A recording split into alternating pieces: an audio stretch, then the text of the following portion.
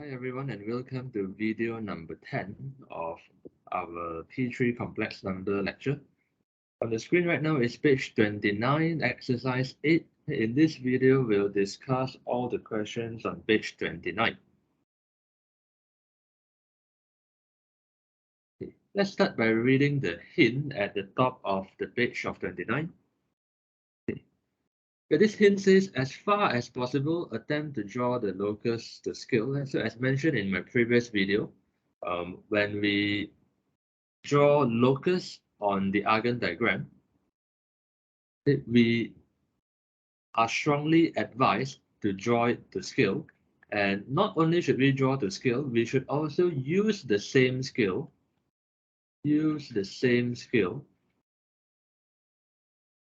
for x-axis and y-axis. And so if you're using 1 cm as 1 unit for your x-axis, you should also use the same scale for x-axis, for the y-axis as well. The reason why we advise you to use the same scale is because if you use different scale, then your circle should not look like a circle. I mean, you see, if I use, okay, let's use a very simple example. Okay. If I use 1 cm as 1 unit for my x-axis, and let's say if I use 2 cm as 1 unit for my y-axis, then this would be my 0.5, this would be my 1, 1.5, and so on. Okay.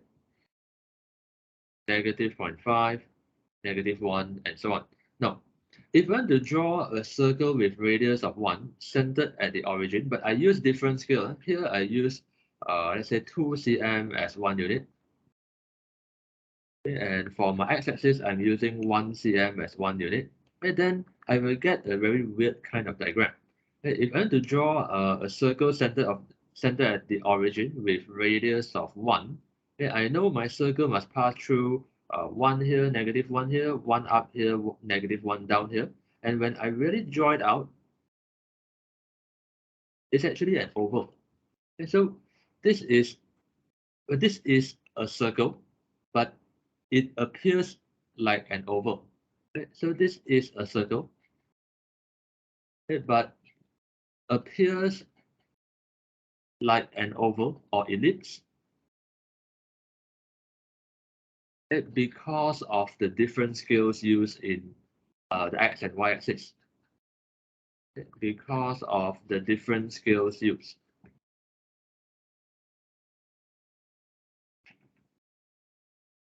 And if you use different scale, but you still draw a circle that looks like a circle, then it becomes a wrong diagram. I mean, if you draw a circle that looks like a circle, it is actually a wrong diagram here. And because your 1 unit for your y-axis is supposed to be 2 cm then. Right, so yeah, to avoid this kind of confusing situation, this is why I strongly advise people to not only draw the scale, but should also use the same scale for both of your axes when you draw locus. Yeah, so in the earlier chapters, when we sketch graph, we actually don't need to draw the scale. I mean, drawing the scale is not a must when we sketch graph in the earlier chapter. However, when we sketch locus for complex numbers, we must draw the scale. We must draw the scale. Okay, so why is this so useful? Here it says this will be useful in slightly more demanding questions where you will need to perform calculations using the diagram. And so in uh, in later questions of this chapter and also in the homework questions, you will find that sometimes they might ask you to calculate some shortest length, longest length, and all that. And drawing 100% accurate diagram will be very useful to help you to see what's going on. Okay. However, you cannot use measurements of length and angle of length or angle to answer the question, as it will not be recognized in Cambridge marking.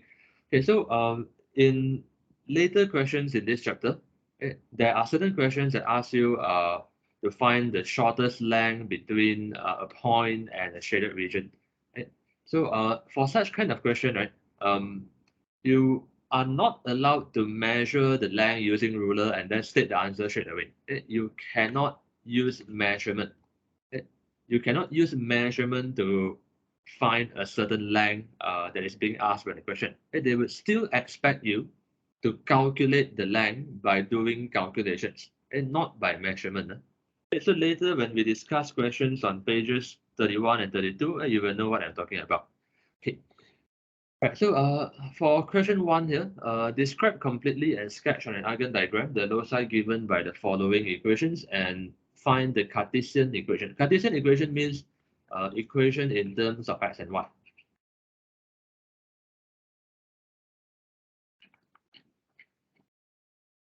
Okay. Okay, now I'll just paste this question once again.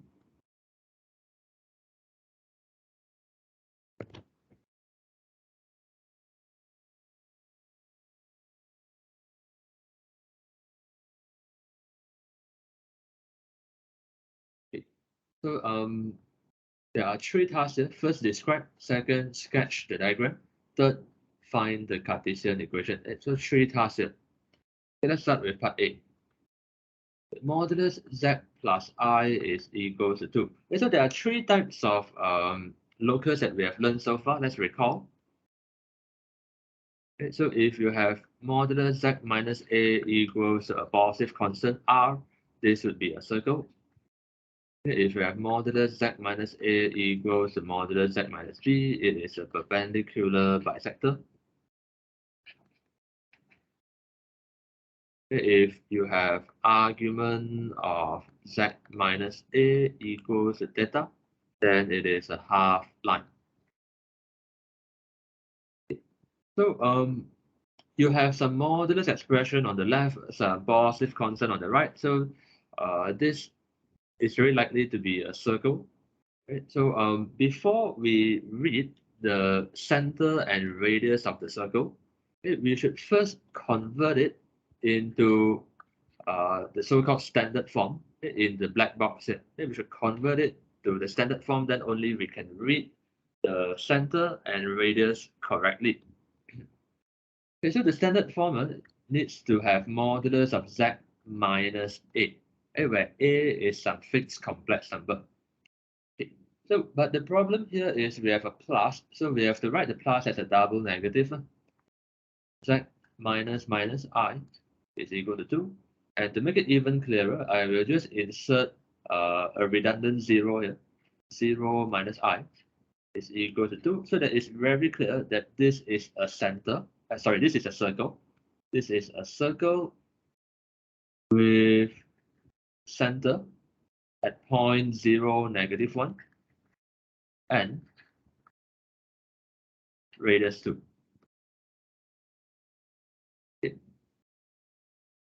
Yeah, so this would be your description. Describe completely. Okay. So to make my sentence complete, I would say locus of z. Locus of z is a circle with center 0, minus 1 and radius 2. So usually in the exam, if they do not ask for a description, then it is not a must to describe. If they don't ask for description, then it is not a must to describe. Okay. Now, second task, we'll sketch the diagram.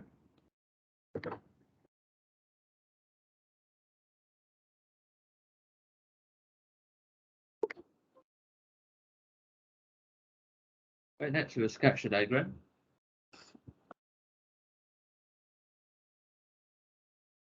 Okay, so you have your center at 0, minus 1 and radius 2.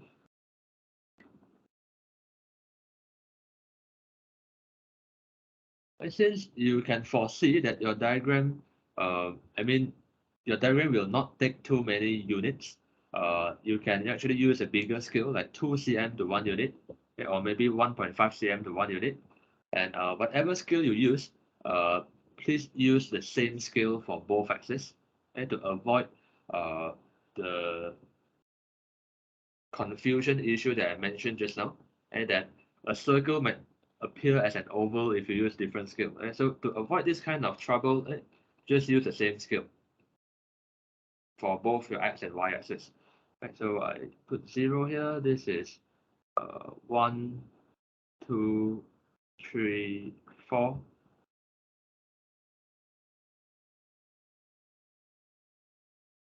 Yeah, on your paper, you should measure using ruler.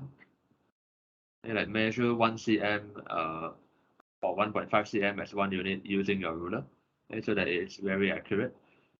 And when I draw on the screen, I'm unable to measure using ruler, so it's not as accurate. But I'll try to be as accurate as I can.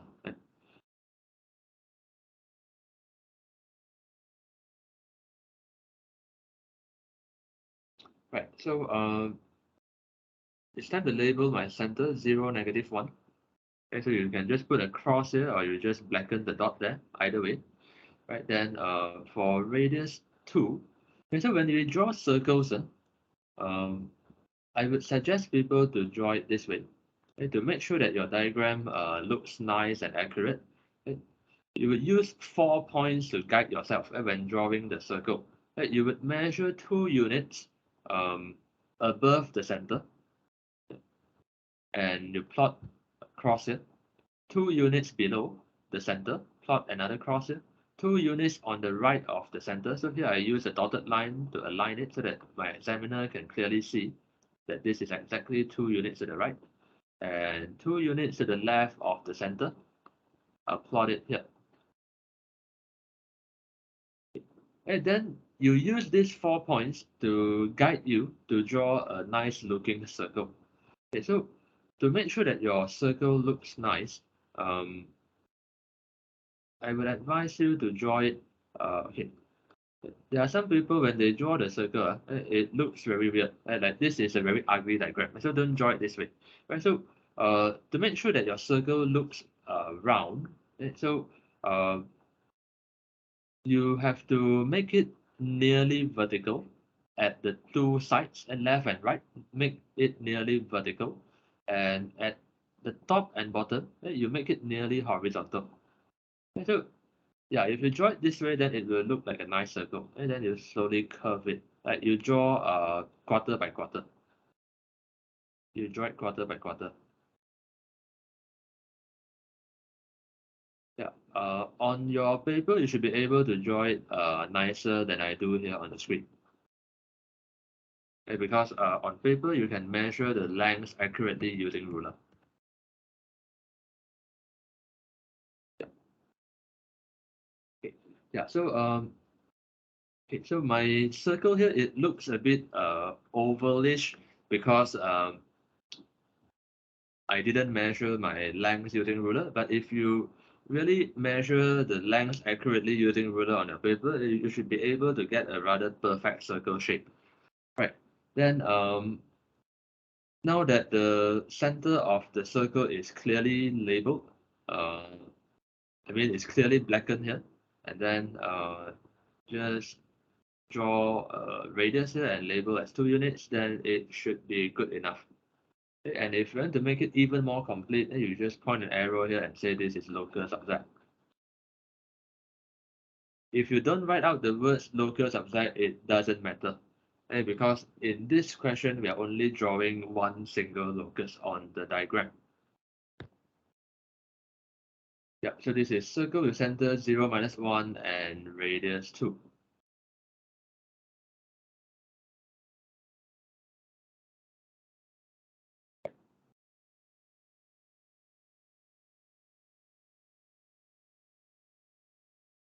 Okay, next, the third task is to find the Cartesian equation of this locus.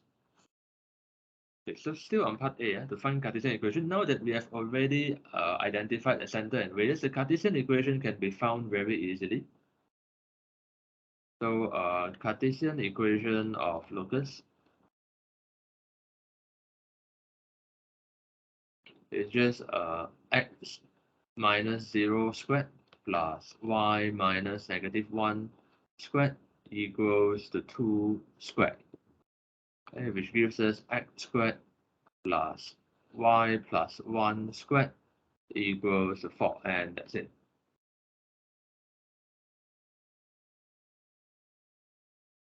And this is from our knowledge in the coordinate geometry chapter in P1.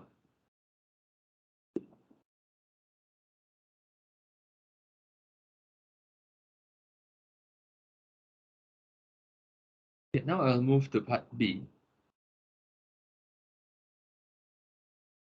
Okay, part B is modulus of z minus 2 minus I equals the square root of 5. I factor out the negative. Now I have 2 plus I inside my round bracket. Right hand side is still set 5, so this would be a circle. So the description, the locus of z is a circle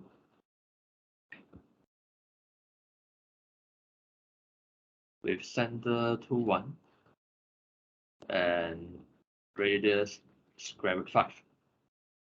And the positive real number on the right of your equation would be the radius. Right, then now we draw the diagram. Okay. So the hint here asks you, is it possible to find the axis intercepts of this circle without involving tedious calculations? Okay. So later, after I draw a diagram, I will talk further about this. It is actually possible to get the axis intercepts of the circle without tedious calculations.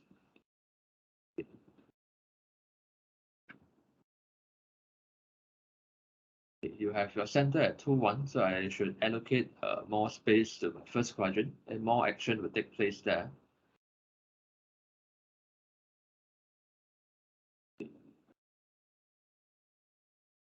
Set 5 is 2 point something, it's slightly more than 2.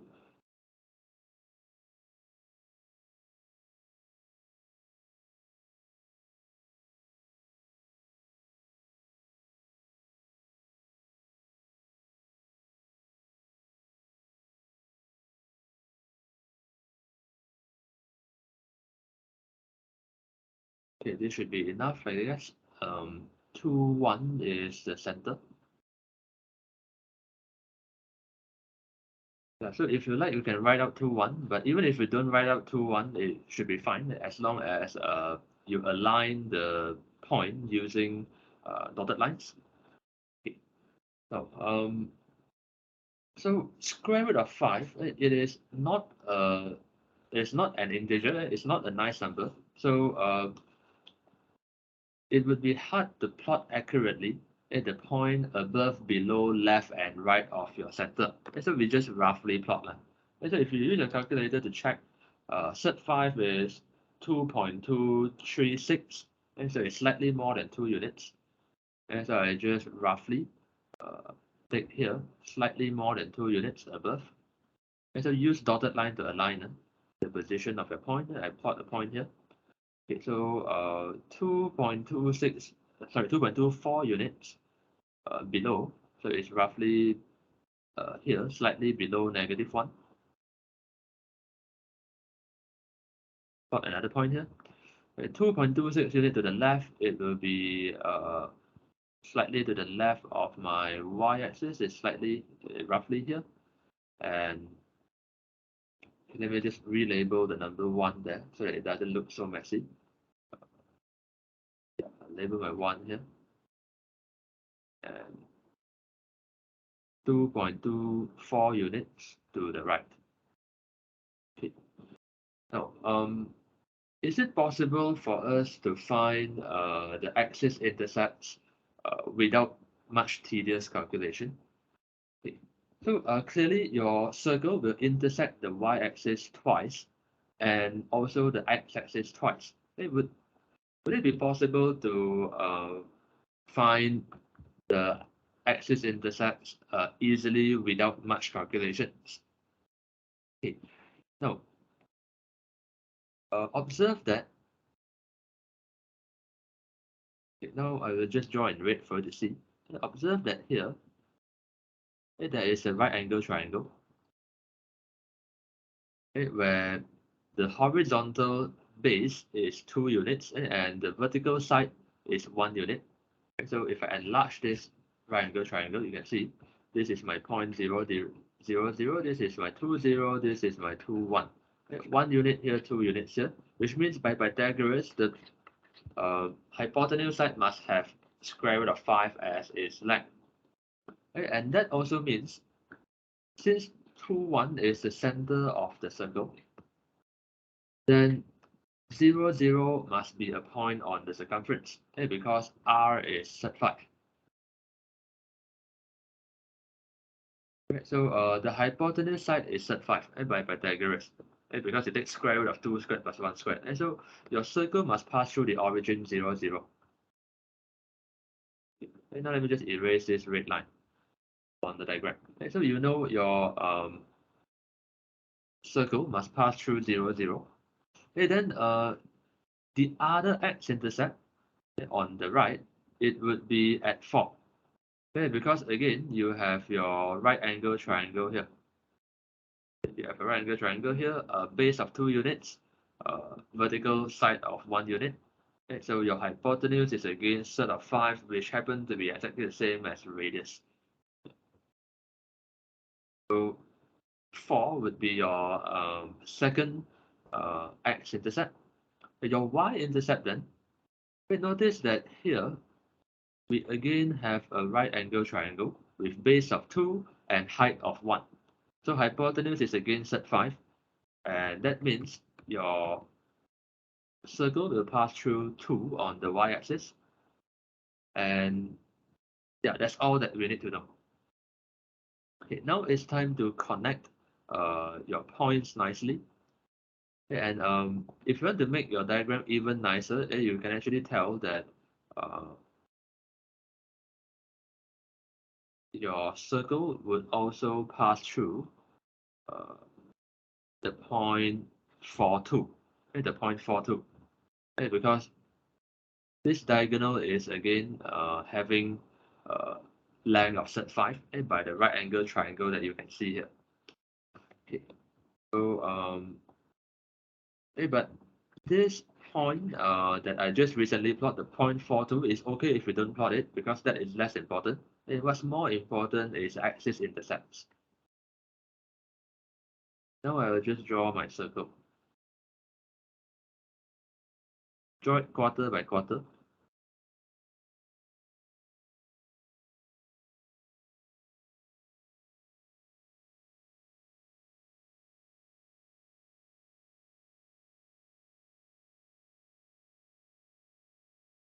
And at the end, the last quarter. Yeah. So your purple circle is your locus of Z. And you just label circumference and write as set 5. Then your diagram is complete.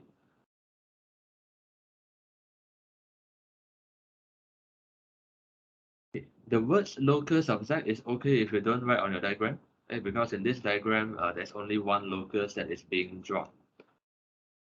Okay, so this is one question where they expect you to realize that your circle, it will pass through the x and y axis at very nice values, 0, 2, and 4. And if so in this question, right, if in your diagram your circle doesn't pass through the origin, you might lose mark. You might lose mark. So when it is easy to see that your circle will pass through nice integer values on the axis, they will expect you to uh, draw your diagram accurately, like with accurate x and y intercepts. If the x and y intercepts are nice values that can be easily seen without much calculation. Okay, so just now, recall that we identified the 0 and 2 on the y-axis without doing much calculation. It is just by observing that there is a right angle triangle with hypotenuse of set 5. Okay, so this will be an example of x and y intercepts which can be easily seen by observation. Okay? And they will expect you to draw it accurately. Okay? If your circle doesn't pass through the origin, for example, you might lose 1 mark during the exam.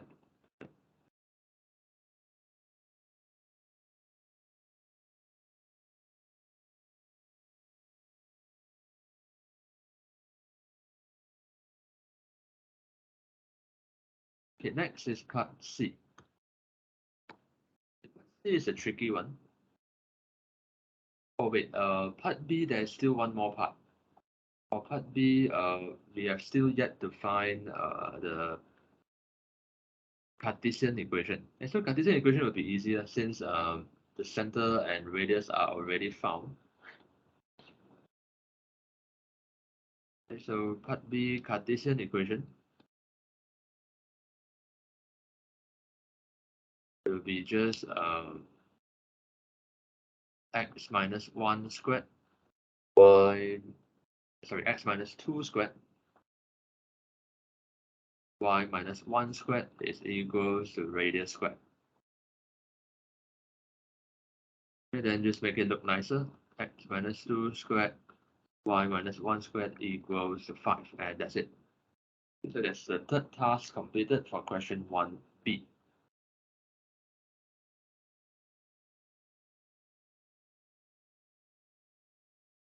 Okay, now continue with question C. The question C is more tricky. Okay, so at the first glance, some people may think, is this a perpendicular bisector? Because you have modulus on both sides. The answer is no, it's not a perpendicular bisector, it's actually a circle. It's actually a circle because the right-hand side doesn't contain z. Okay, so this modulus expression doesn't contain z. Okay, modulus of 1 plus I is simply just a positive real constant. Modulus of 1 plus I, it is just square root of 1 squared plus 1 squared. It is just a number that doesn't contain any z. Okay, so this question is set to trick you. Okay, the right hand side is only just a constant. Right, then on the left, you will have to manipulate it a little bit because you have your I multiplied with the z. And so you have to think of a way to get rid of I in front of the z. Okay, so now I start by copying the question. Okay. Now we have quite a lot of work to do here, quite a lot of algebra to do here before we can read where the center and radius is. Okay. So first of all, on the right, we just calculate it as 1 squared plus 1 squared with a square root by using the usual modulus formula. Okay, on the left, um, I need to find a way to factor out the I. I need to find a way to factor out the I. Okay, so there is an I here, which I can also factor out, but there's no I at this negative 1. Okay, there's no I at this negative 1. Okay, so here we'll have to be a bit creative. Okay, recall that negative 1 can be written as I squared. Negative 1 can be written as I squared. In fact, for any real number, okay, you can always do some manipulation to it such that I squared can be created. For example, the real number 3, it can be written as negative 1 times negative 3 is equal. Then negative 1 can be replaced by I squared. And so it eventually becomes minus 3I squared. Okay, so this is a common trick for us to create some I out of nowhere. Okay. Yeah, and that's what we'll do here. And negative 1 will be replaced by I squared. This becomes a plus I squared minus I, okay, where your I squared is negative 1. Okay, so the part that changes is here.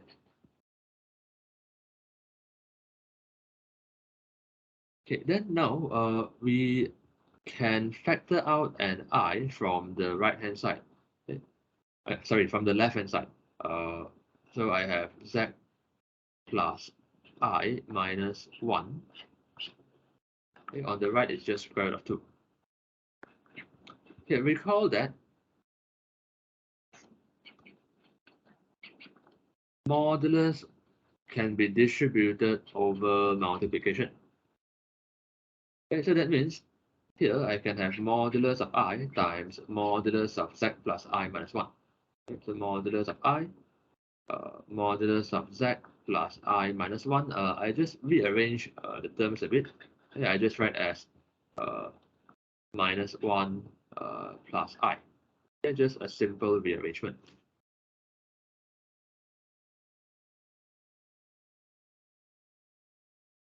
Okay. On the right, it's still unchanged, it's still set 2. Okay, what is modulus of I? Modulus of I is just the distance from the origin to the point representation of I. Okay, this cross here would be the point representation of I because I is 0 plus 1I. Okay, so 0.01 would be the point representation, and this distance is 1 unit. So modulus of I is simply just 1. It's just a real number 1. Okay.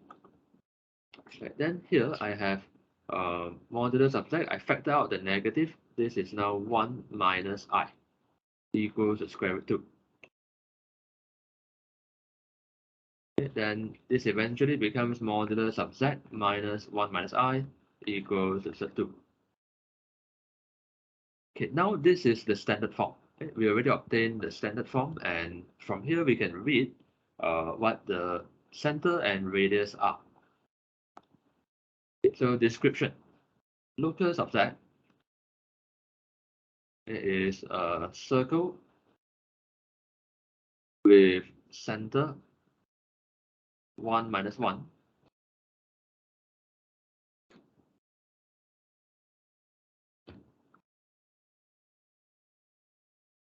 and radius square root 2. Okay, so this is a description.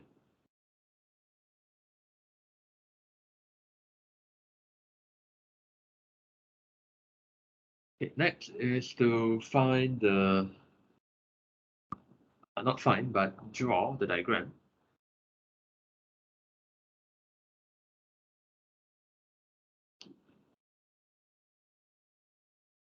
Okay.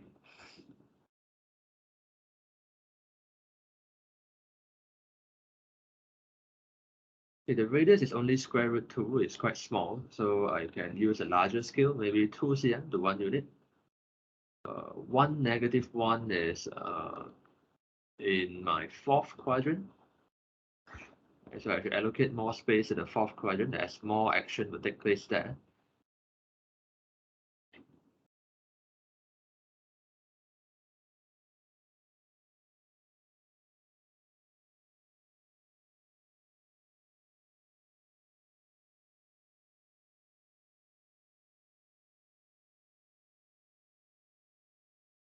Use the same scale for both your x and y axis.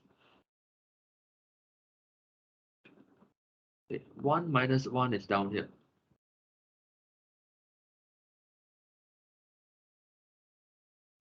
Radius of square root 2.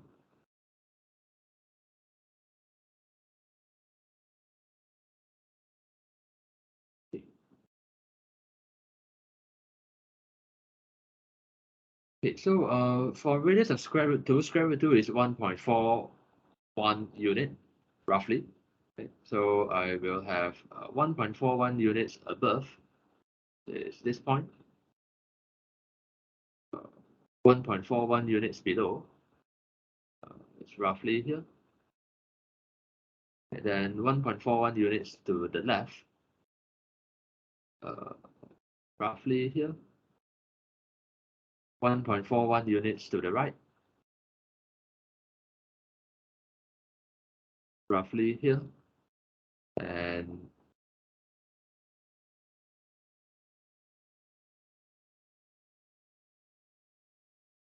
okay, Then next, are we able to figure out the axis intercepts without tedious calculation? If we can, then the mark scheme would expect us to uh, draw our circle which intersects the axis at the accurate points. Right? So now notice that there is a right angle triangle uh, formed over here, where your base and height are both 1 unit. So the hypotenuse will be square root 2. If this is 1 unit, this is 1 unit, here's your right angle. Hypotenuse must be square root 2. Then square root 2 is the radius. Okay? That means this circle will again pass through the origin. And this circle will again pass through the origin. And the mark scheme will expect us to draw the circle that passes through the origin. If our circle doesn't pass through the origin, then we might lose 1 mark. So you have to pass through the origin for your circle. And notice that over here, there is another right angle triangle with base and height of 1 unit each. So hypotenuse is again square root 2 by Pythagoras. So your y-intercept will be -2. Okay, here's your second y-intercept. Okay. And you can also see that there is another point here, okay, 2, -2, that the circle would also pass through. And there is this 2 here that your circle would also pass through. And yep, so let's draw a nice circle.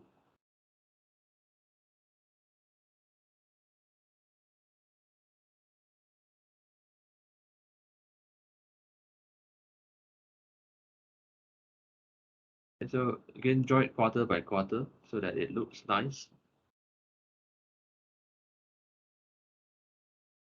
This one here. And my final quarter. And making sure that it passes through the origin. And that's it. Right, so this is your locus of Z. Whether or not you write out the coordinates 1, -1 is not important, as long as your reader can easily see uh, that your center is at 1 minus 1. You just have to align the position of your center using dotted line, then it will be clear to your reader. And so even if you don't write 1, -1, it's fine, as long as the dotted lines are there to align the position of your center. And then to make it clear what my radius is, I will just uh, draw a circumference and label as 2 units. Then it will be clear enough. Now our diagram is complete. And again, the words locus of Z is okay not to write, since in this diagram we only have one locus. Okay, with that, now let's move to the third requirement, find the Cartesian equation of the locus. It's still on part C.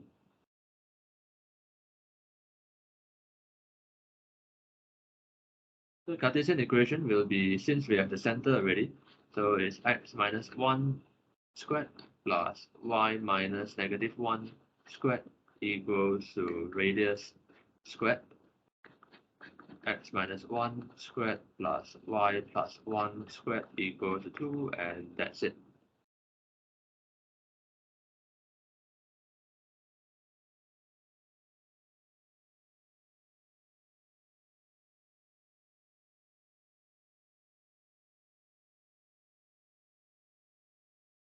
Right, so this is question 1 completed.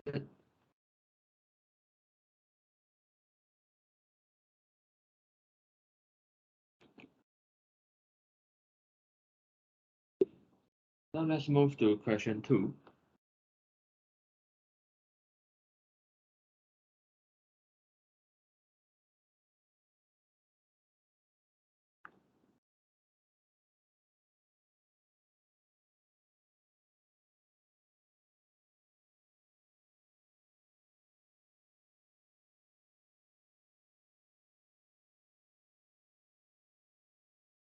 Okay, so again, they ask for a description, they ask for a sketch, and they also ask for a Cartesian equation. Okay, here you have modulus on both sides, and in each of these two modulus, z is contained in it. So this is actually a perpendicular bisector equation. Right, so let's try to match the standard form. I factor out a negative, that's 1 minus I. Factor out a negative, I have negative 1 plus I.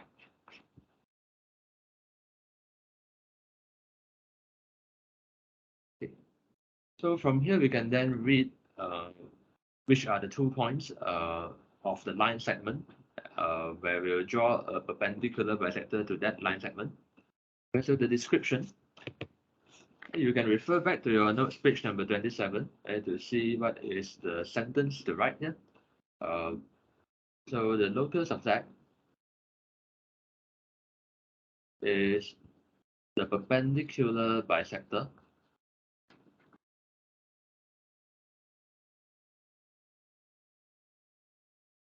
of the line segment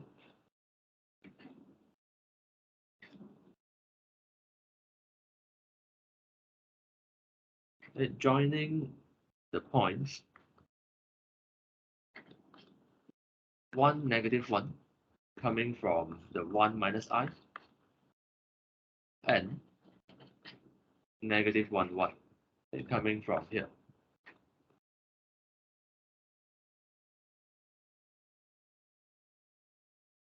Okay, then we draw the diagram.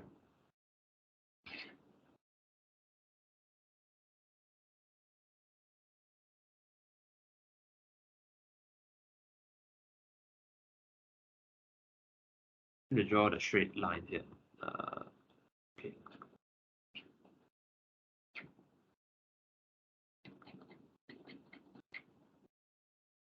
Okay.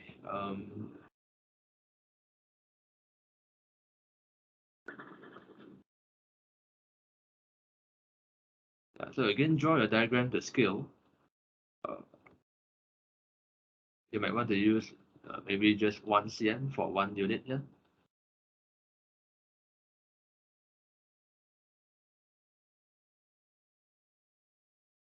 Okay. 1 negative 1 is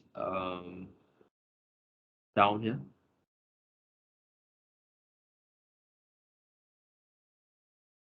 Negative 1 1 is up here. Okay. Use a dotted line to connect these 2 points. So if your diagram is drawn accurately, this purple line here should nicely pass through the origin. And when you draw the perpendicular bisector, okay, yeah, so the technique to draw perpendicular bisector is this. On your paper, I will suggest you to use a ruler that has a transparent portion. And so with most of the rulers that you are using, you will have like here's your 0 cm, 1 cm, and all that. Yeah. And so there will be a transparent half lah. Right? So if this is an opaque one, this half will be the transparent one. Okay, so I will suggest you to draw it this way, right? So you see, along the scales here, like yeah, I just enlarge it. You will have your longer line, shorter line, a longer one, then a few short ones, then a longer one, then you have 0, 1, and so on. Right, so I would want you to use your transparent portion of your ruler. Right? You align one of the longer lines here. You align it such that it overlaps with your purple dotted line here. So you align it such that it overlaps with your purple dotted line on the diagram. Okay. Then you draw your perpendicular bisector using the ruler. Then that would give you a very accurate diagram. Yeah, so it's not a must to align at the number 1 there, like you can align at any number along the ruler. Like for example, if you have a long line here at maybe 7. And then you can also align this long line so that it overlaps with your purple dotted line on your Argand diagram there. Okay, then you would draw along the ruler. You draw this way. Then you should be able to get a nice diagram.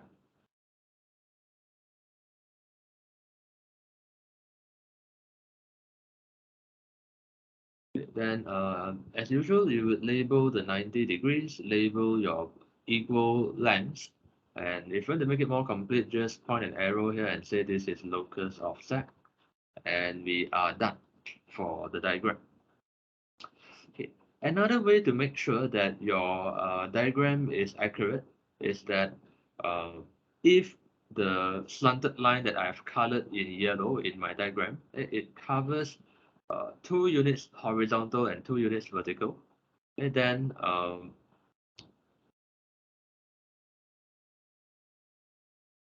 this part, which I'm coloring in blue, it's like a 90-degree rotation. It's like a 90-degree rotation of your uh, yellow line about the midpoint of -1, 1 and 1, -1. It's like a 90-degree rotation. And so if your yellow line covers 2 units horizontal and 2 units vertical, then your blue line, I mean the light blue color portion, it should also cover 2 units horizontal and 2 units vertical. And then this would be an accurate diagram. Okay. Now, if you have drawn your diagram accurately, you would have realized that your locus of Z, or the perpendicular bisector that you have drawn, is actually a 45-degree line that makes a 45-degree with the horizontal. Because it nicely passes through the point 0, 0, 1, 1, 2, 2, 3, 3, and so on.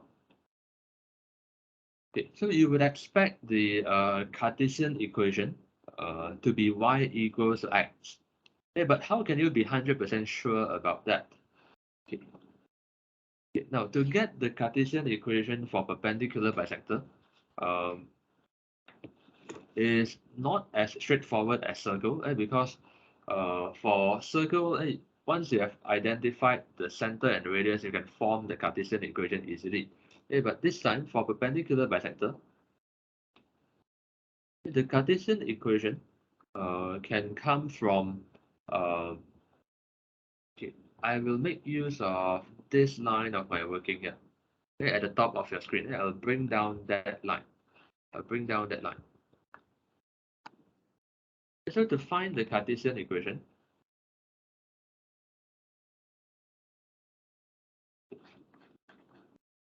okay, the technique is to set Z to be x plus yi. You set Z to be x plus yi. Because in your Argand diagram, you're actually drawing the locus of Z. And so you would want a relationship between x and y coordinate um, along the solid blue line that we have just drawn. Okay, so you would set Z to be x plus yi. In other words, you are setting the coordinate of the moving point Z to be x comma y. Okay, so what we'll do is we'll let Z to be x plus yi, where x, y are real numbers. And then we'll just sub into the equation that I just copied down here. Z minus 1 plus I, Z plus 1 minus I, and this would become, this is a 1. Okay. So I will sub x plus yi here.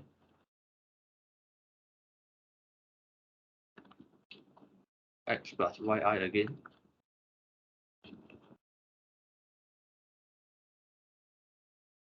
Okay. I will group the real terms together, x minus 1 plus with y plus 1 I. This is x plus 1 plus y minus 1 I. Okay. Then now I will apply the modulus formula on each side. Okay, so I have square root of x minus 1 squared y plus 1 squared is equal to square root of x plus 1 squared y minus 1 squared.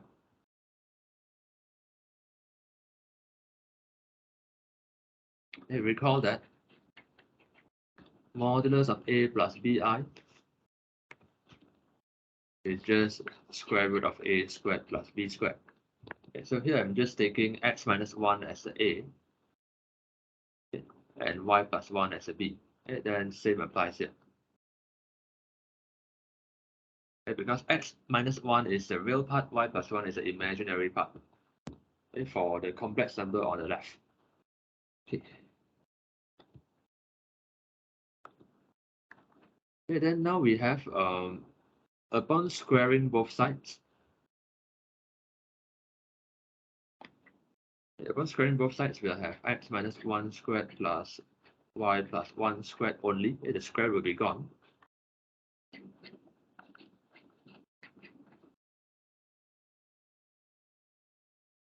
And then we just expand the squares and simplify this equation.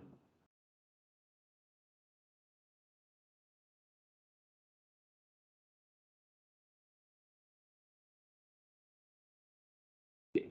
X squared minus 2x plus 1, y squared plus 2y plus 1, x squared plus 2x plus 1, y squared minus 2y plus 1.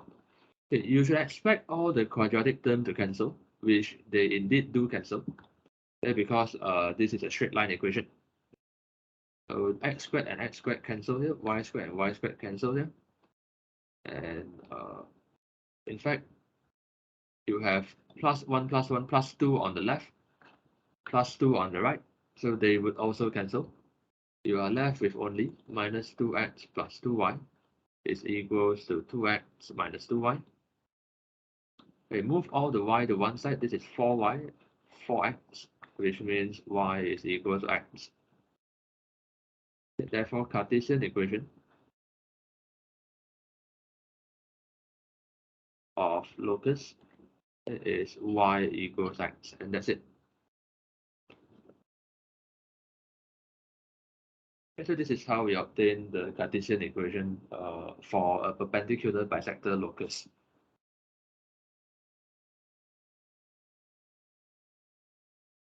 Right, so this is a straight line with a gradient of 1 and passes through the origin, which is consistent with what we had in our diagram.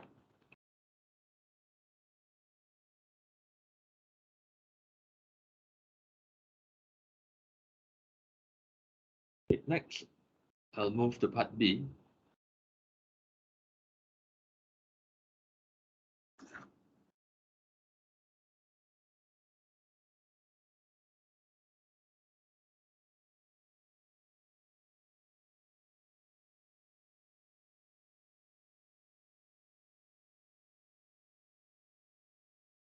Okay, this part B, it requires us to apply properties of modulus on the left-hand side, okay, which says modulus can be distributed over division.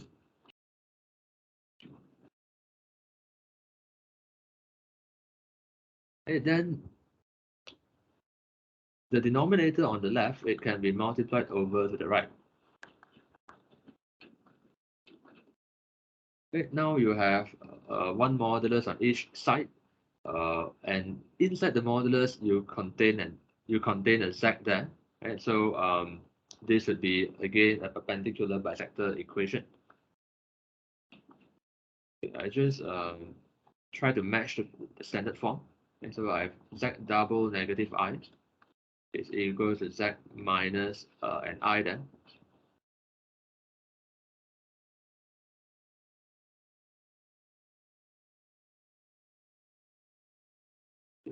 Then I write z minus 0 minus I is equal to z minus 0 plus I.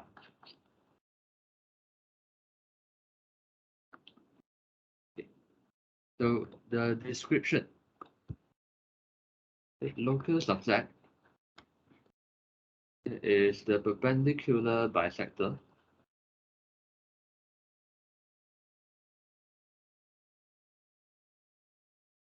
of the line segment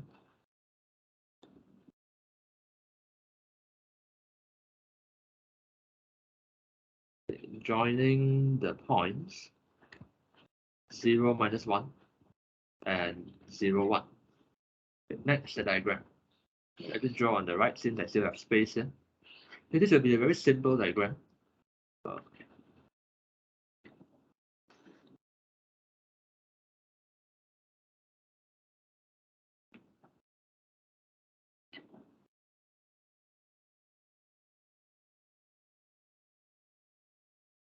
I think all I need is this.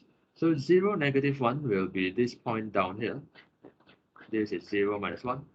This is my 0, 1. So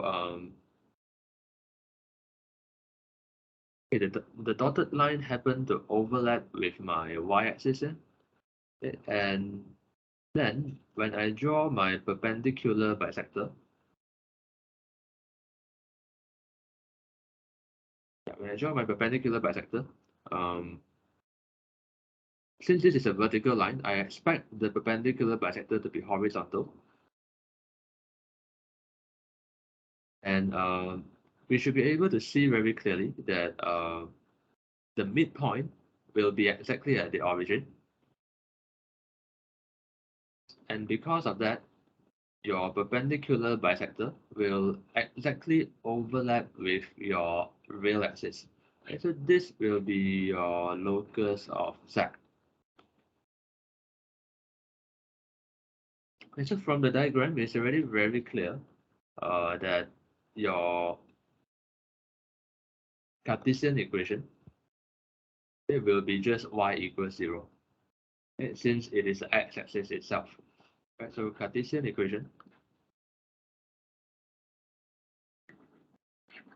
of locus is y equals 0, and that's it.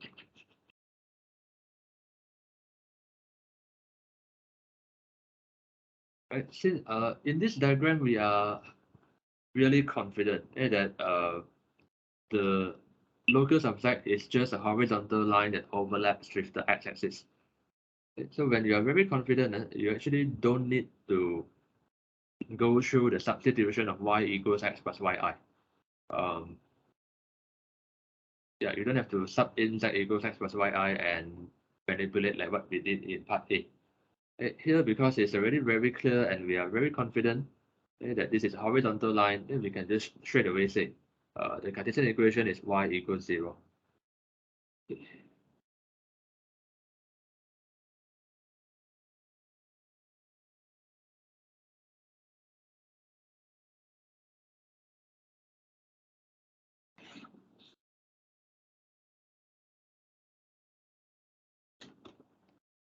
In fact, for part A that we did just now, if you are confident that the diagram that you draw is correct, and you realize that uh, this red color, I mean the yellow color dotted line, if you're very sure that this is having a gradient of -1, okay, then its perpendicular bisector, it must have a gradient of 1.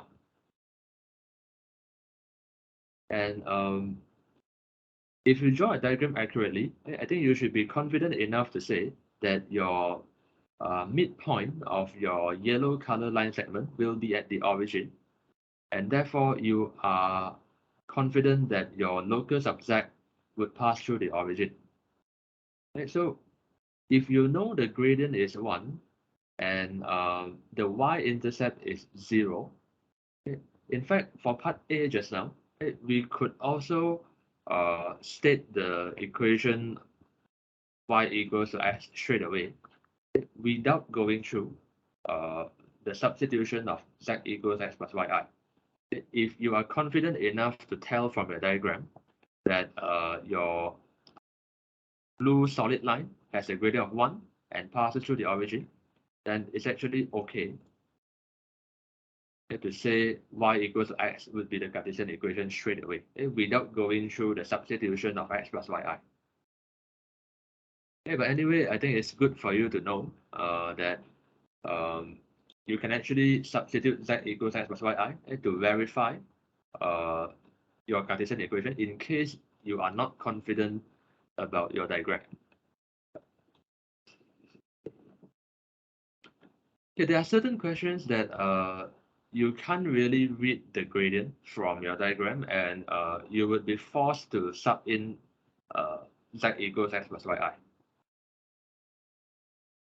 Okay, and I think we have one such question here in either 2C or 2D.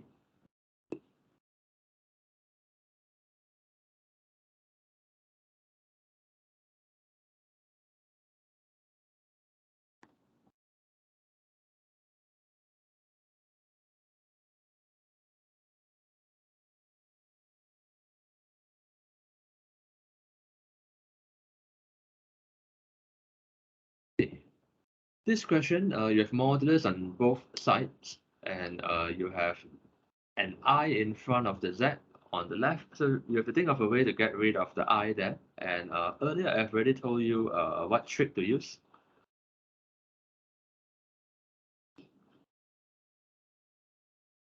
Okay, the trick to use here is first we create some I for the constant term 3. Okay, so I will write 3 as uh, minus 3 times minus 1.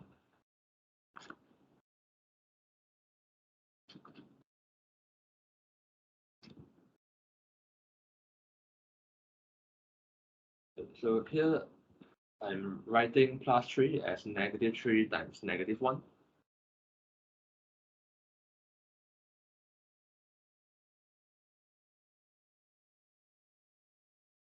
Okay, then next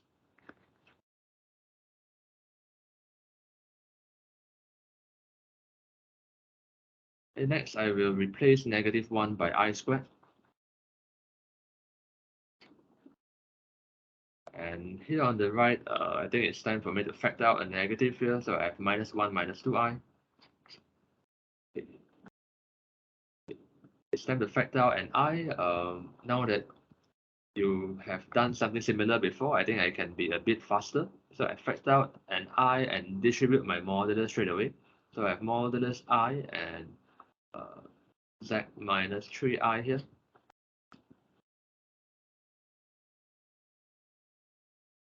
The modulus of I is just 1, because the distance from 0, 0 to 0, 1 is just 1 unit. And this is z minus 0 plus 3i.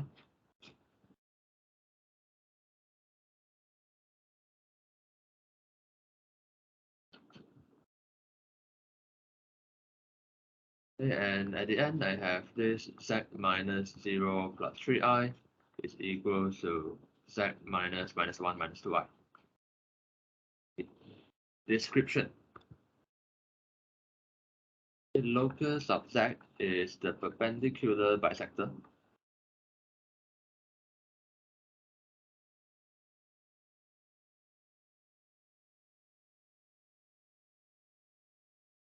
of the line segment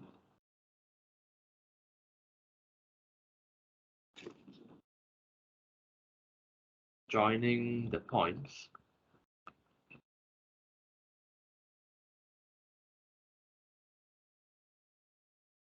0, 3 and minus 1 minus 2.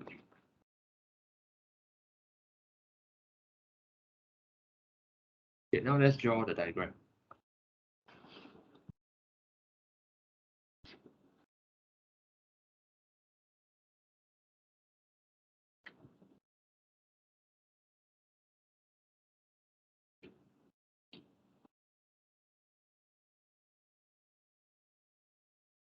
Okay, so again, draw your diagram to scale. Use the same scale for both your x and y axis.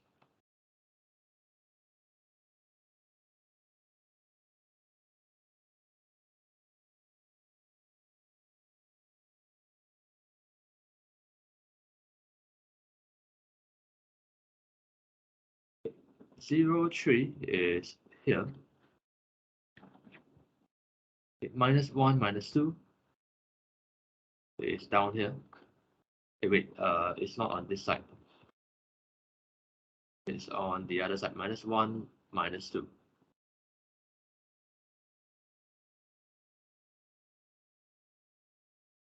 Okay, connect these 2 points using dotted lines.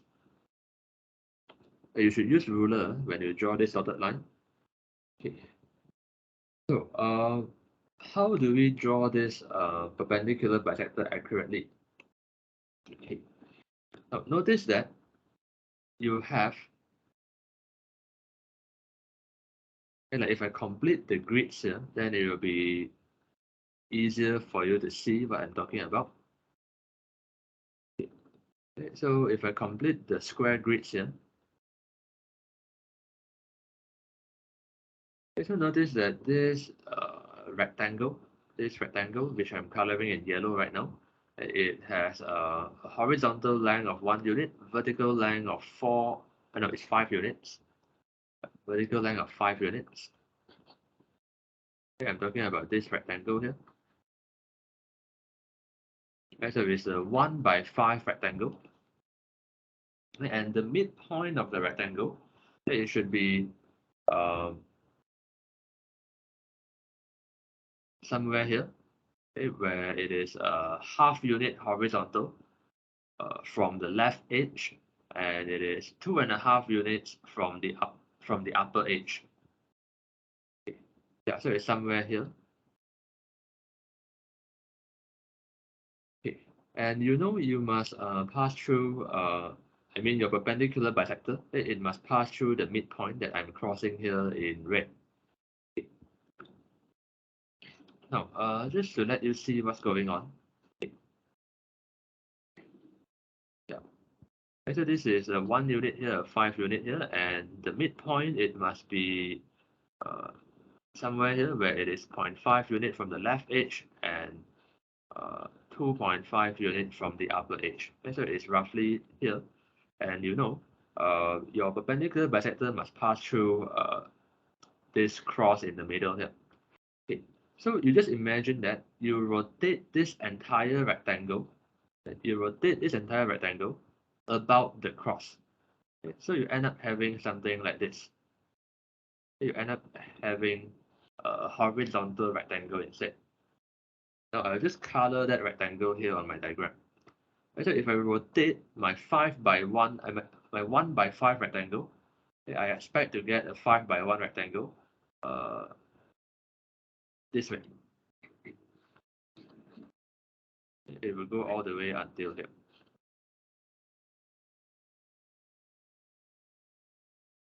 And if you draw your perpendicular bisector like this, connecting uh, one corner of the rectangle to the other corner, uh, this would be a very accurate uh, diagram. Okay, and if you draw it this way, then you can already tell that your x-intercept is 2, okay, for your perpendicular bisector. Okay, while your y-intercept is not very straightforward to find, they wouldn't expect you to find the y-intercept here. Okay, then you just extend your line. Okay, so my black slanted line here, this will be your locus of z. And draw your 90-degree symbol, draw your equal length symbol, and that's it. This is the diagram done.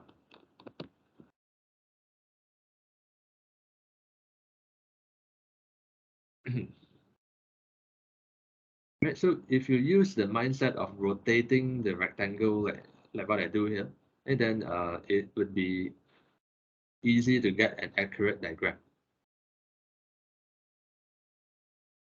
Of course, you can also use the method of using the transparent portion of your ruler to align with your red dotted line. And then when you draw, you will also get uh, a roughly accurate diagram. And so you can use this rectangle as another way to check and make sure that your diagram is accurate. Because sometimes when you use your ruler to align with your red dotted line, it might run off a little bit. And so you can use your rotation of rectangle here as a way to verify your diagram.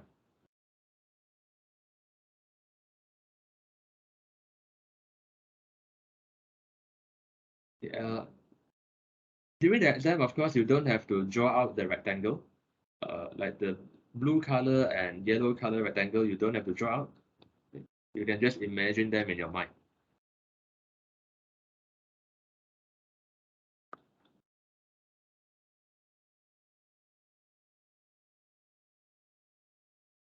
Right. So this is the diagram completed, and now let's work on the Cartesian equation. So this is a slanted line with a negative gradient, and from the diagram itself, it's hard to see what the gradient would be. It's hard to see what the gradient would be, and if you are not 100% confident about your diagram, then I mean, if you're not confident about the accuracy of your diagram, then the safest way to find the Cartesian equation, it will be to sub z equals x plus yi.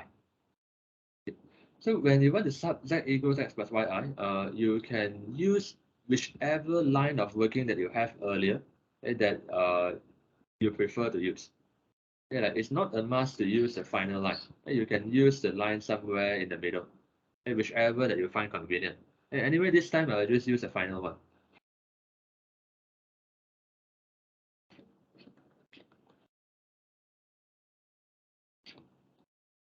I make it look simpler first. Z minus 3i is z plus 1 plus 2i. Now I let z equals x plus yi, where x, y are real. Okay. Now we have x plus yi minus 3i, x plus yi plus 1 plus 2i. Group the real and imaginary terms separately.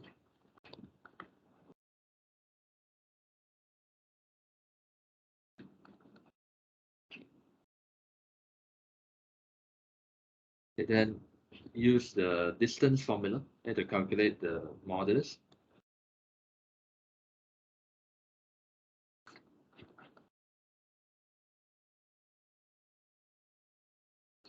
Okay, so upon squaring, the square roots will be gone. So I just proceed to expand the square straight away.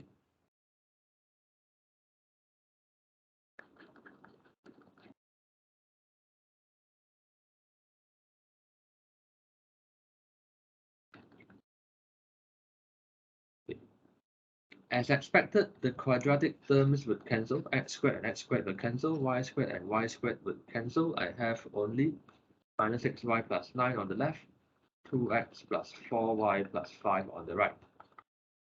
Okay, moving everything to one side, I mean moving the y terms to one side, and I have 2x plus 5 minus 9. That's a minus 4 on the right. Okay, everything divisible by 2.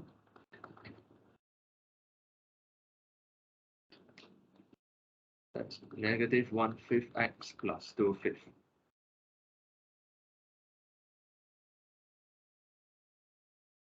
Cartesian equation of Locus is y equals minus 1/5 x plus 2/5.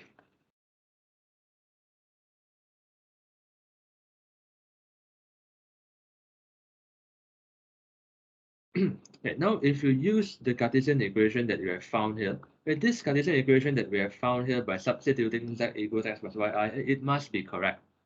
Provided that we do all the calculations correctly, this must be a correct Cartesian equation. Then you can actually use your Cartesian equation to verify whether the diagram that you had earlier is correct or not. Like this is like a safeguard measure. Okay? So if you check the y-intercept, it should be 2/5. And if you look back at the diagram that we had earlier, is the y-intercept at 2/5? Well, it is somewhere between 0 and 1. So 2/5 as a y-intercept would make sense according to our diagram. And again, if you try to find the x-intercept by substituting y equals 0, you are going to get x equals to 2 from your Cartesian equation. And indeed, our x-intercept is 2. Okay, so this further verifies that the diagram that we drew just now was correct.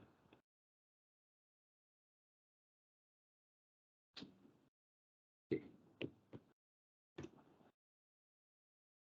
Next, moving on to 2D.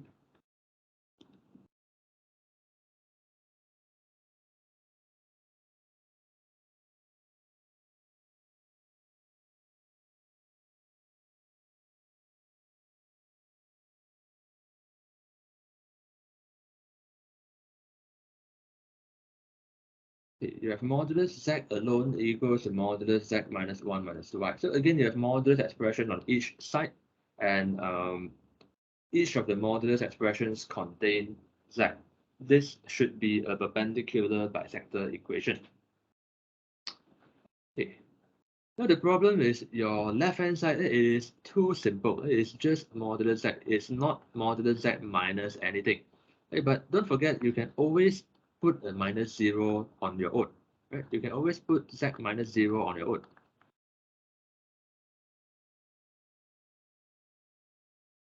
And 0 can be written as 0 plus 0i. Okay, and on the right, I factor out a negative. I have 1 plus 2i. And then now I have a description. Locus of z is the perpendicular bisector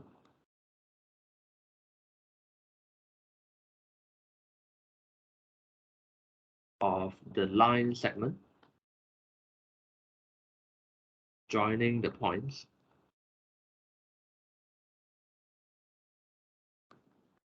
0, 0, and 1, 2. The description done. Next, draw the diagram.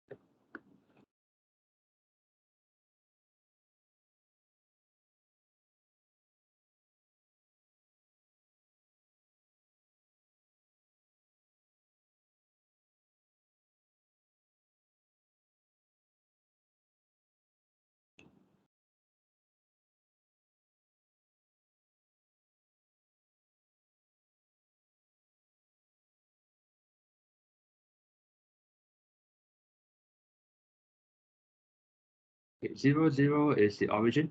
1, 2 is here.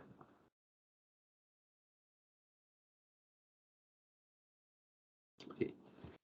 Connect these 2 points using a dotted line. With this dotted line in red, you should also draw it using ruler. Right, then, okay, this is a 1 by 2 rectangle. Okay, so you would expect the midpoint of this red line segment to be 1 unit vertically from the top edge and half unit from the left edge. So it would be roughly here. Okay, or in other words, coordinates 0.5, 1. Like, in fact, you can also calculate the coordinates of the midpoint using midpoint formula. Okay. Then you would expect when this rectangle is rotated, you would expect it to be something like this. It will be something like this, having a height of 1 unit and a width of 2 units. Okay, so your rectangle, the x coordinate will start from 0.5, end at 1.5. Okay, your x coordinate would start from negative 0.5 and end at 1.5. Your y coordinate will start from 0.5 and end at 1.5. Yeah, you should expect it to be something like this. And you can use the usual aligning with your ruler, the transparent part of your ruler. You align it and then you draw. And then you should be able to get um, a line that sort of look like this. Okay? And okay, we are not very confident here, but it appears like our line would pass through x equals to 3. We are not 100% confident, but never mind. Later, after we find the Cartesian equation, we can verify this. Okay, so for now, I will just extend this line.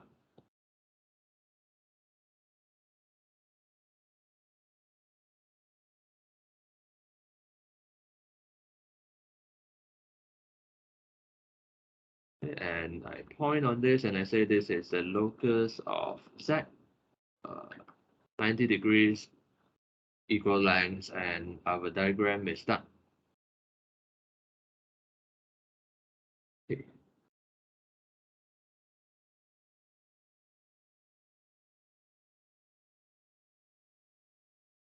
Okay, next we can find the Cartesian equation. Okay, and later, after we get Cartesian equation, we can actually come back and verify whether the x-intercept of 3 is correct or not. It appears as if our line will pass through 3, but I'm actually not very confident at this stage. And so let's find Cartesian equation.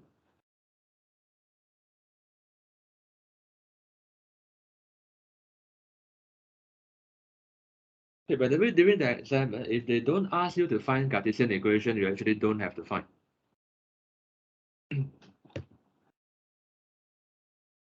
Here, since the question asks us to find Cartesian equation, then we can use the Cartesian equation to check whether our x-intercept was accurate or not. Okay, so I'll go back to my working and see which line of equation is easier to use. It seems that the first line of my working was the simplest one, it seems. And so I will use the very first line of my equation.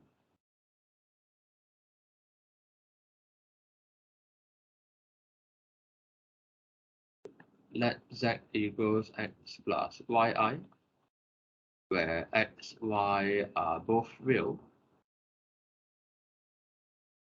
Okay, then we have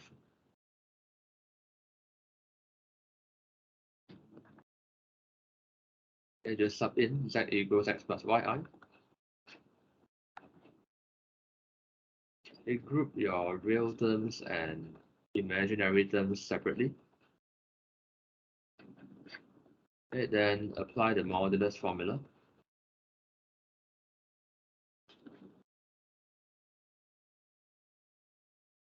Okay, square both sides and then expand all the squares.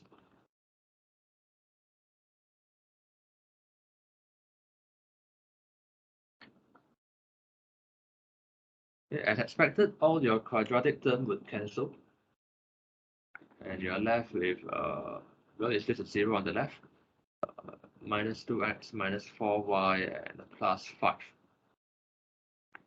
Okay, moving y to my left,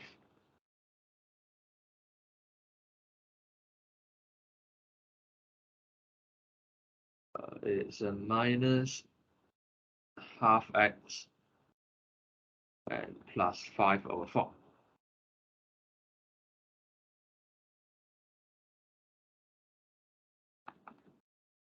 So Cartesian equation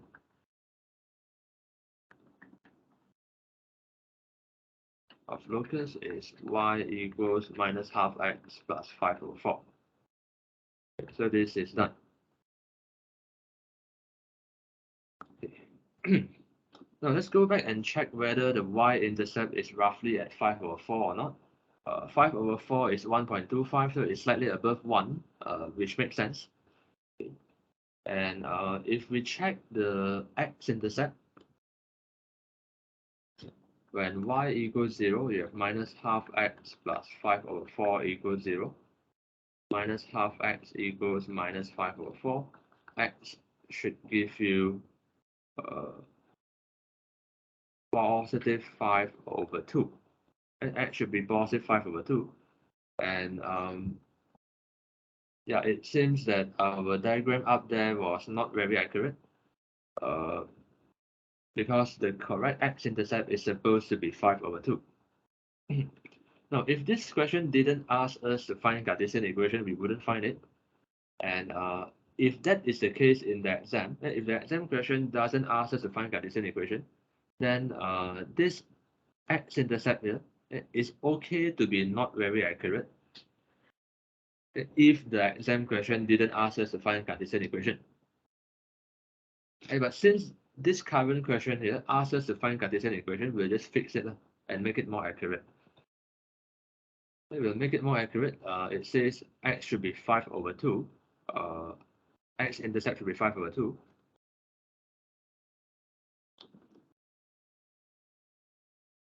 So I'll just fix it a bit. Yeah, if you had drawn on paper and measure accurately using ruler, I guess you might have gotten x equals 5, x-intercept to be 5/2 the first time you draw this, I guess, if you had measured everything using ruler. Yeah, anyway, let me just fix it. And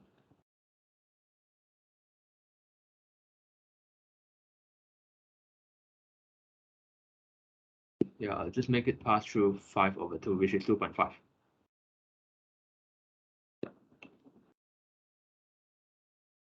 And by the way, your black line should be drawn using a ruler. I'm drawing on the screen, that's why I can't use a ruler.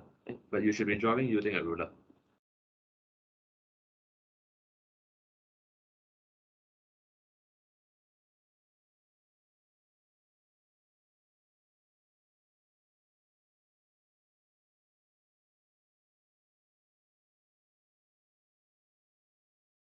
Right, so that's it for question 2. Now we'll move to question 3.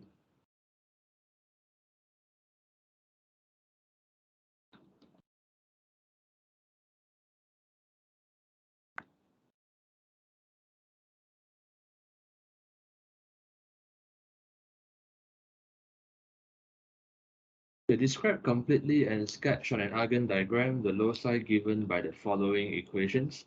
This one only asks us to describe and sketch. They didn't ask us to find Cartesian equation, describe and sketch only. Okay. This is a half line.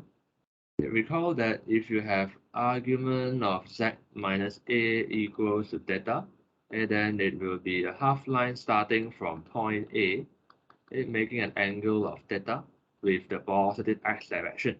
Okay. So argument z minus 2 equals pi/4. To make it more obvious, to read where the half line starts from, I will just write the 2 as 2 plus 0i. Okay. Then description here, the locus of z. You can refer back to page 28 of your notes to see what is the phrase or sentence to use here. The locus of z is a half line.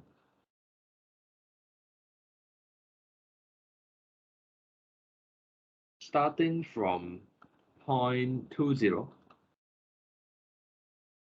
that makes an angle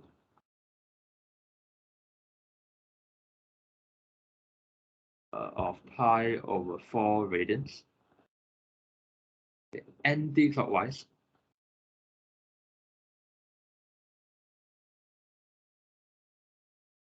With the positive direction of the real axis.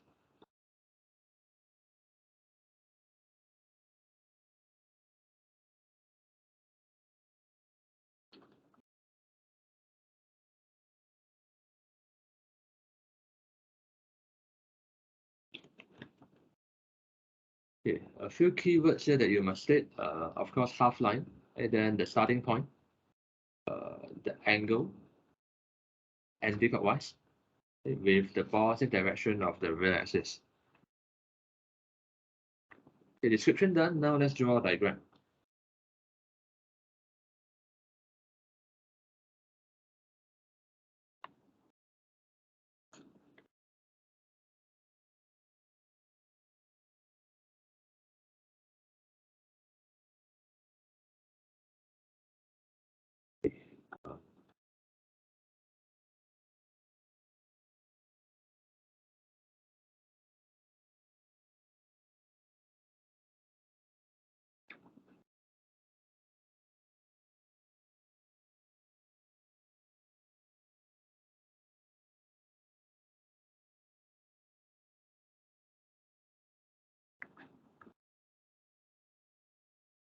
Again, a reminder to draw everything to scale. Right? Measure using ruler, 1 unit as 1 cm or 1.5 cm, depending on how big your paper is. Use the same scale for both axes. Okay, you have your half line starting from point 20, which is here. Okay, so draw it using an empty dot, because that dot itself should not be included as part of your locus. Okay. It makes an angle of pi over 4 radian anti-clockwise. So you have an upward sloping line starting from this empty dot here. Okay, pi over 4 is 45 degrees. And for a 45-degree line, the horizontal and vertical distance covered by the slanted line should be the same, which means if this is a unit square, then your slanted line should pass through the other diagonal. I mean, it should be a diagonal of this unit square. And here, there is another unit square. There's another unit square. So your half line should actually pass through this. Yeah, of course, in the exam, you are not expected to draw out the unit squares like this, but it would be good to know that your half line actually passes through the point 31, 42, 53, and so on. So it would be good to know that your half line would pass through these points with nice coordinates. And this might become useful in some calculation question that you might encounter later in the chapter. So it's good to know that your line would pass through 3, 1, 4, 2, 5, 3, and the next one will be 6, 4, and so on. Then usually we would have to draw a horizontal line from the starting point of the half line, but here we don't have to, because that horizontal line happened to overlap with the real axis. And here is your pi over 4.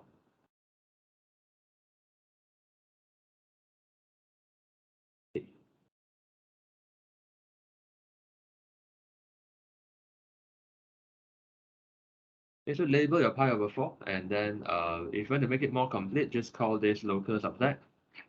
If you don't write out the words locus of z, it's fine. Okay. Yeah, what's important is the coordinate of the starting point is clear, and you label your pi over 4 on the diagram. Then that will be good enough.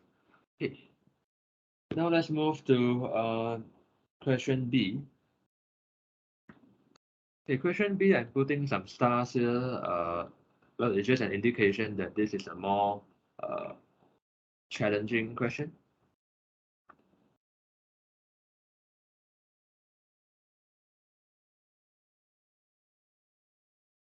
The argument of 2 minus z is equals to pi over 4. Okay. Recall that the standard form for the equation for half line is argument z minus a is equal to theta. Okay, when you have a negative in front of the z, you have to think of a way to get rid of the negative. Now, recall properties of modulus that we have covered on page 15. We do have a property that allows us to get rid of negative from the inside of argument, and it is this property here. Now, when you want to get rid of negative, you either plus by pi or minus by pi. So, so first, we will have to factor out a negative first. We'll have to factor out a negative from the 2 minus z, so I get z minus 2.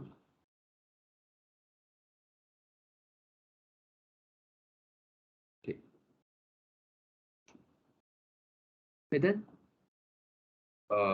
but to avoid confusion, let me just restate this property. Argument of minus w, it is equals to argument of w, either plus or minus pi. And this one we have to decide. Now, if you treat your w as z minus 2, then the left-hand side, it can be written as argument of w. Okay. So what we have here is actually argument of minus w. if you treat your z minus 2 as a w. Okay, so the left hand side can be written as argument of w plus or minus pi. So you have argument of w, either plus or minus pi. The right remains unchanged.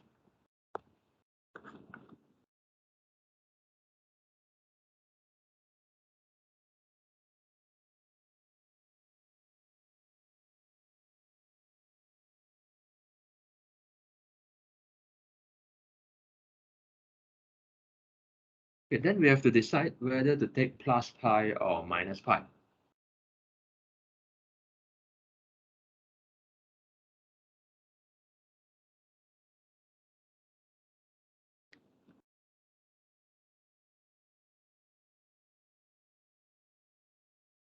Okay, how to decide? We would decide based on which of these two choices it would eventually give us uh, the value of the right hand side being a principal argument. Okay. So what I mean is, if you take a plus pi here, eventually this plus pi we have to move over to become minus pi. Okay, you have to move over. So pi over 4 minus pi would actually give you an angle in the principal range. And that means plus pi is actually the suitable option here. Okay, so we'll choose the plus pi here. Okay, we'll choose the plus pi here so that later the argument of z minus 2, we can conveniently have an angle in the principal range, which makes it easy for us to draw the diagram. Okay, so I have argument of z minus 2 is now pi over 4 minus pi, which means argument of z minus 2, it is negative 3 pi over 4. Okay, description. The locus of z is a half line.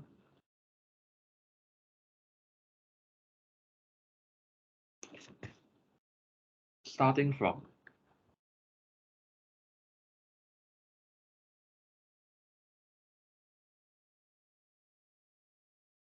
the point.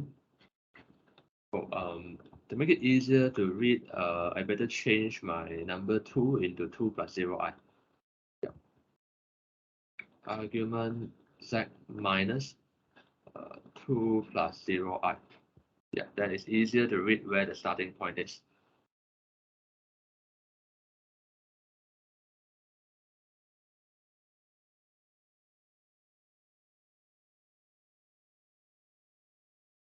Okay, so the starting point would be 2, 0. Starting from the point 2, 0. And that makes an angle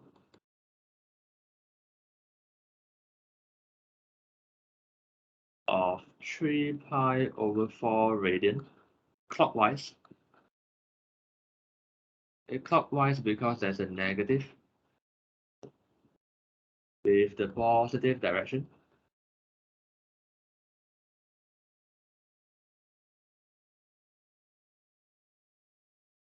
Of the real axis.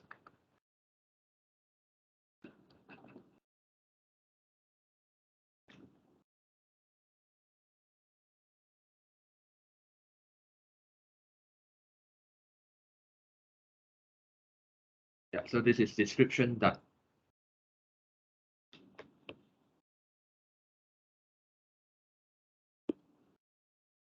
Okay, next we'll draw the diagram. Yeah, just draw on the top right of your screen.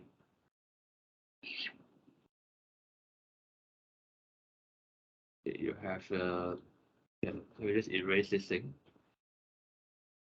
Okay, you have a starting point at 2, 0.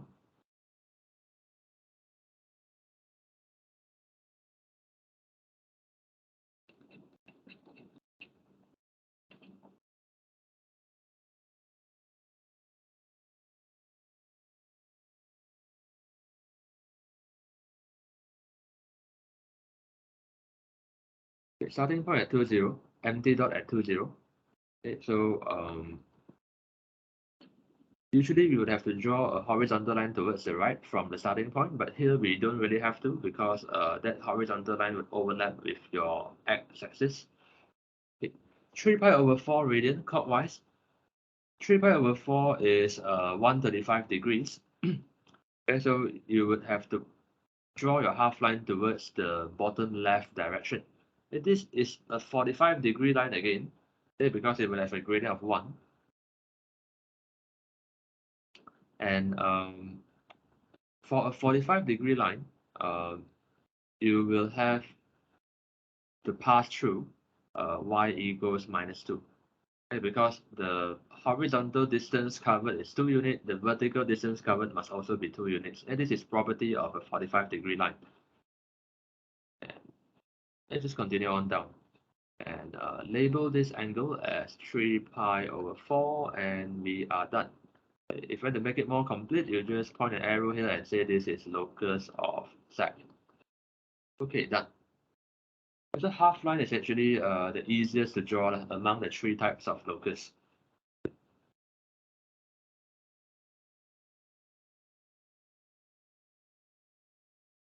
Okay, next let's do part C.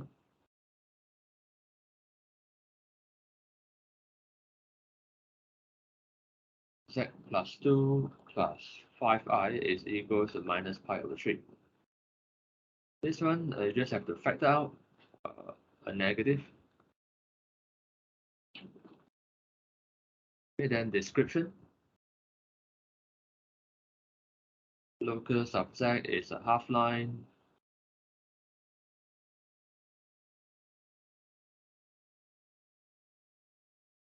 Starting from the point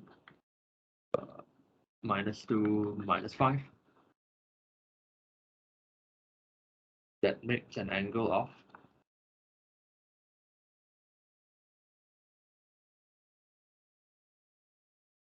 pi over 3 radians clockwise.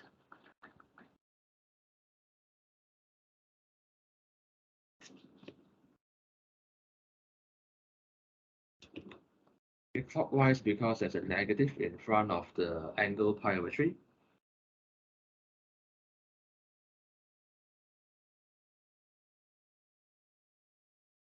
With the positive direction.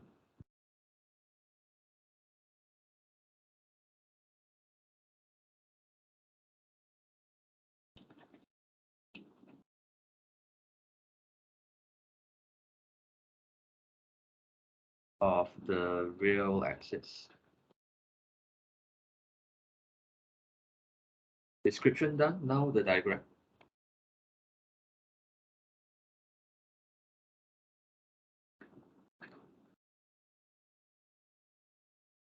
-2, -5 will be in quadrant 3. We have to allocate more space for quadrant 3.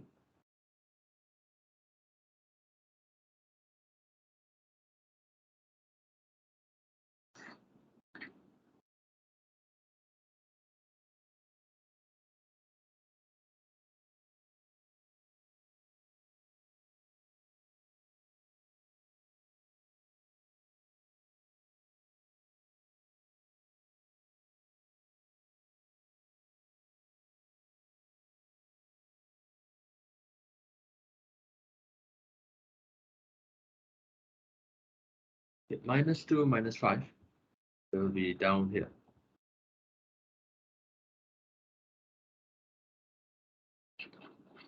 Okay, an empty dot there. And you need a horizontal line towards the right, which we already have at this dotted line.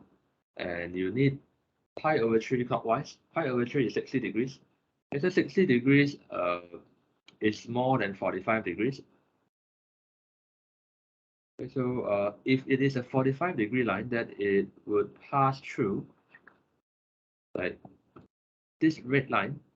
It would make a 45 degree to the horizontal. It would pass through y equals -7. But because here we have a 60 degree, it should be even more steeper. So it should pass through the y-axis at lower than -7.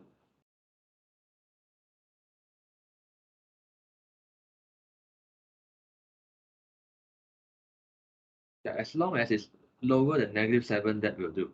Okay, they wouldn't expect us to find exactly what the y-intercept here is.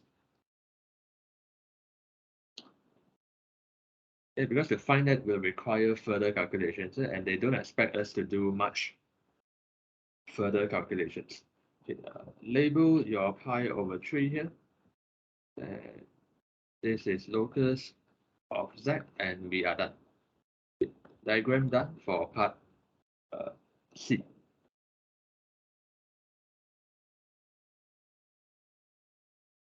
Okay, let's move to part D.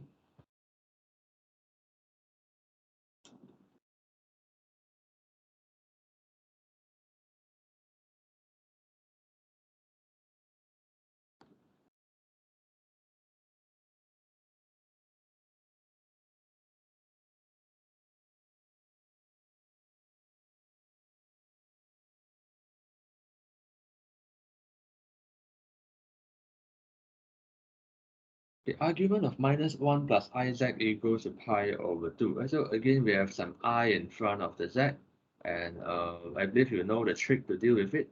To factor out the I, you will need the other terms inside the argument to have I as well.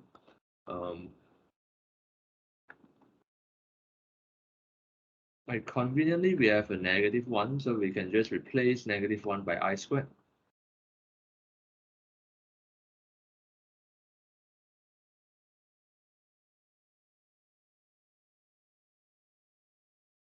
Okay, then we can factor out an I from the inside of argument. So you have I here, followed by I plus z is equal to pi over 2.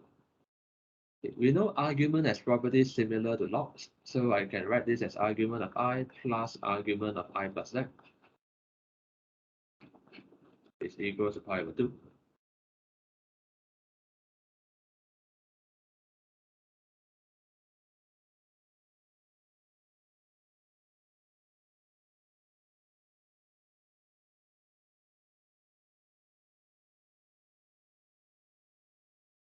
Okay, so argument of I would be pi over 2. Okay, I hope everyone knows why argument of I is pi over 2, because this is the point representation of I. And the argument will be pi over 2. Yeah, so argument of I is pi over 2, and argument of I plus z, I will just rearrange it as z plus I.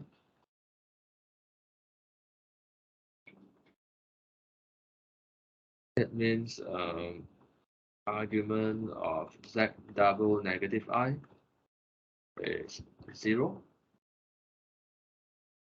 Then moving my pi over 2 to the right. And now argument of z minus 0 minus I is 0. Okay, so what would this be? This is a half line. Locus of z is a half line.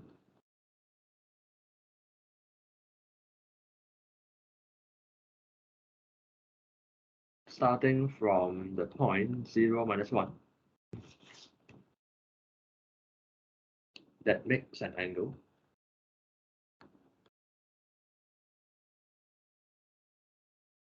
of 0 radians.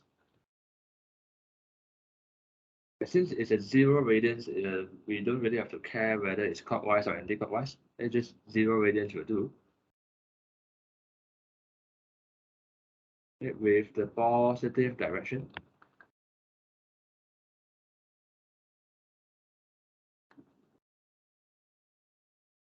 of the real axis.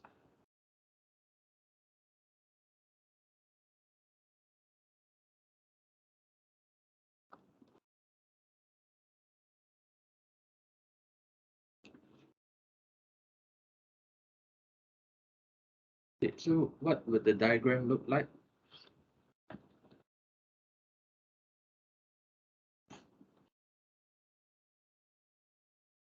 Okay, 0 minus 1.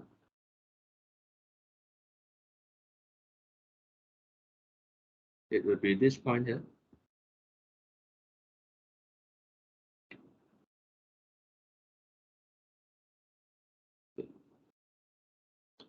angle of 0 radian with the positive real direction, it will be just pointed to the right.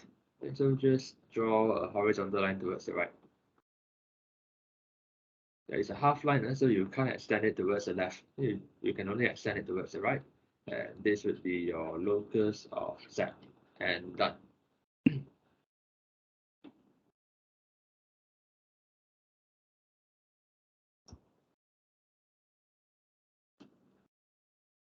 Okay.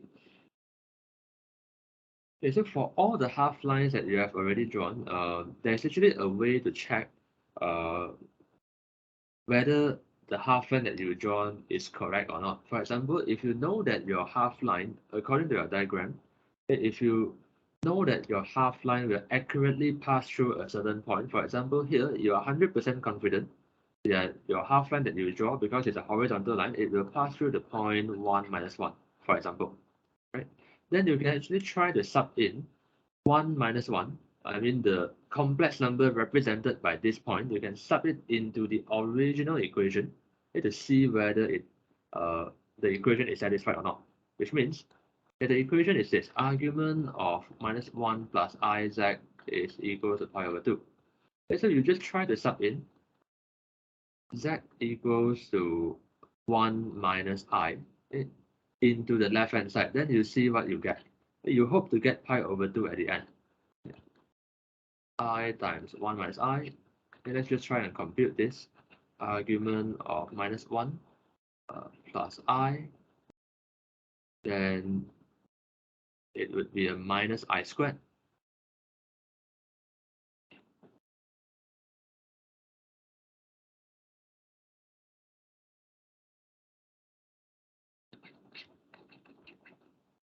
Minus I squared becomes a plus 1. Okay, because I squared itself is negative 1. I squared itself is negative 1.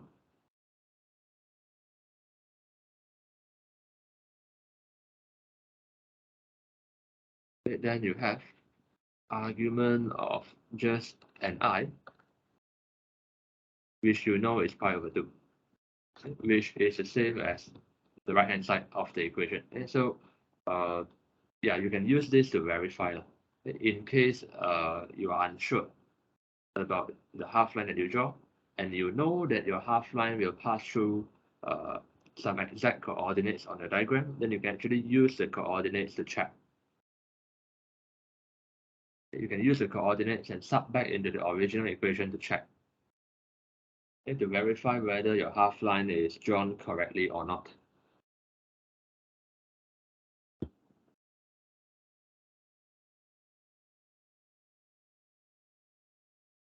Right. Now let's move to the next question, question 4. The question 4 will be a quick one.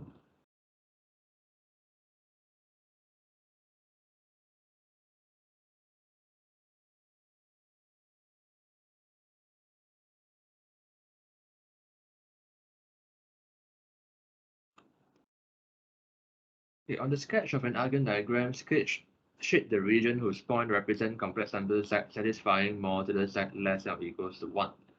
Okay, modulus of z should be interpreted as modulus of z minus 0 plus 0I. Okay, so you know this is actually a circle, but it's not a must to write this. I will just write optional to write. Optional to write this. So you know you have a circle. You have a circle with center 0, 0 and radius 1. Okay, then because you need the distance from 0, 0 to z to be less than or equal to 1, you will shade the interior of the circle. You will shade the interior of the circle. Okay, so let's draw the diagram. This will be a quick one.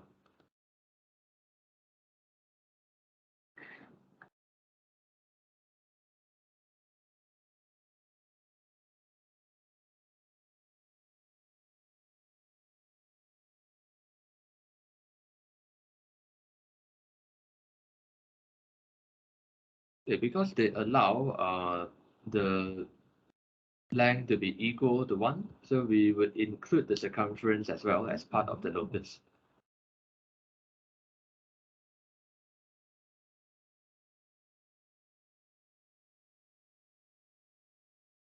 Right, so you would shade the interior. And so from the diagram, it's actually already clear that your center is at the origin and it has a radius of 1. And because it passed through uh, y equals to 1 and minus 1, and also x equals to 1 and minus 1.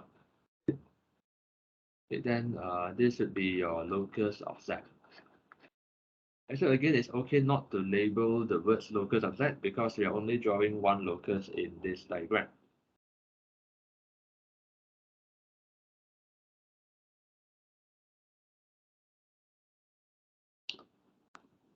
Okay, next is part B.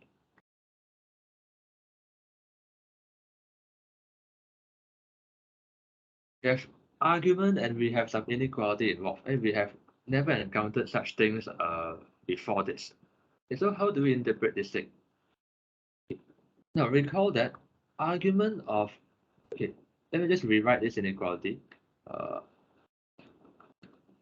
z minus uh, 0 plus I.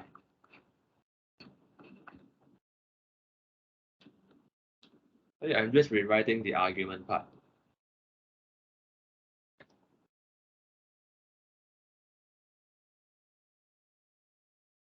Okay, then now you can see that so what is the geometrical interpretation of this?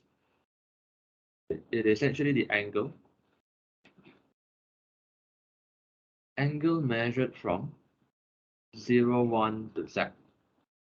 It's angle from 0, 1 to z. Yeah, by the way, this phrase here, there's no need to write out. No need to write out. You just need to know what is the geometrical interpretation of this argument term. And so it means that if you measure the angle from 0, 1 to z, the angle must be somewhere between 0 to 2 pi over 3. Now let's draw the diagram. Now, you would need a half line starting from point 0, 1 at an angle of 0 and also at an angle of 2 pi over 3. I mean, you need two half lines. You need two half lines. One with angle 0, one with angle 2 pi over 3, starting from the point 0, 1. Now let's draw.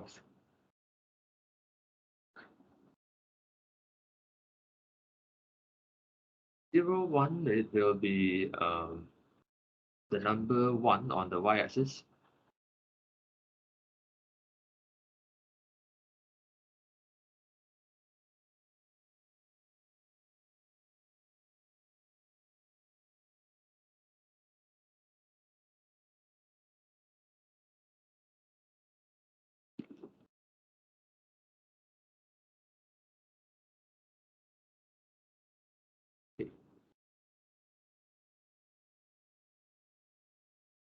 You will need a half line starting from point 0, 1, making an angle of 0. So, but because this is a strict inequality, so you would draw a dotted line. You would draw a dotted line at angle 0. You would draw a solid line because you have less than or equals to at 2 pi over 3. The 2 pi over 3 is 120 degrees, so it should be slanted at a quite steep direction towards the upper left. Roughly that, roughly this way, and label this as 2 pi over 3. 2 pi over 3 is 120 degrees. Right. Then now, notice that if you take any point between the dotted horizontal line and the slanted purple colored line, if you take any point here, then if you measure the angle from 0, 1 to this point, this angle will be somewhere between 0 to 2 pi over 3 for sure. Right? Like if you take a point here, the angle that you get will be lesser than 2 pi over 3, which makes sense. I mean, which satisfies the inequality. And so that means that the region that you should shade is actually this whole piece of area here, right, that will be extended indefinitely. Yeah, like you can keep extending your dotted line and then you can keep shading. Yeah, so this piece of area, it will have infinite area. This area can be extended indefinitely. Yeah. So you will have this region to shade. So it's a region with infinite area. It's a region with infinite area. Okay.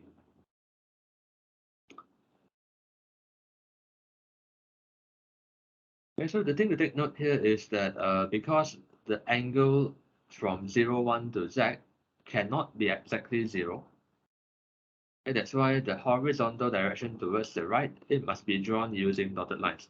To indicate that, for example, this point here is actually not part of the locus of z.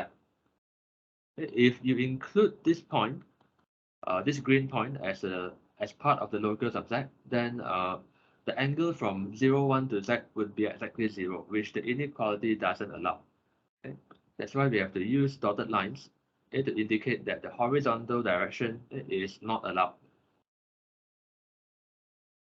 Yeah, this shaded region is the locus of z. Okay. Next,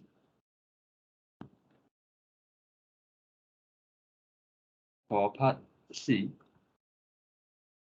minus pi over 2 less than equals argument z plus 3 minus 2i less than pi over 4.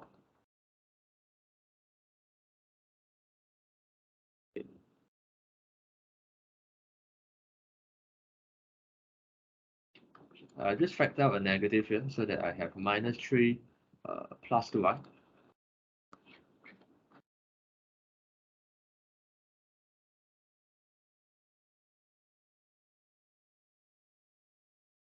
Okay.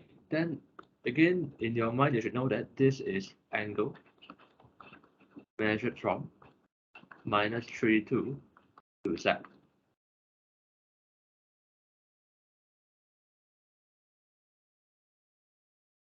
Okay, now let's draw a diagram. Minus 3, 2 is in quadrant 2.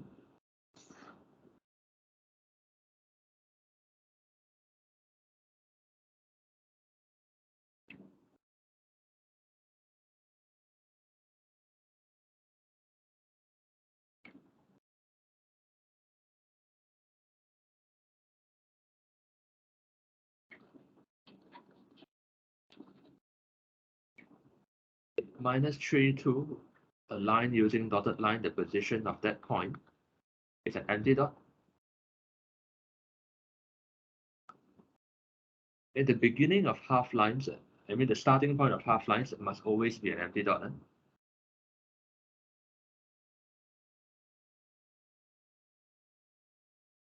We also did the same in part B just now. And the beginning of the half line must always be an empty dot. Okay. Now you have minus pi over 2 until pi over 4. Okay, minus pi over 2 is direction vertically down. Because you have equal, so you would draw it using a solid line. Draw it vertically down.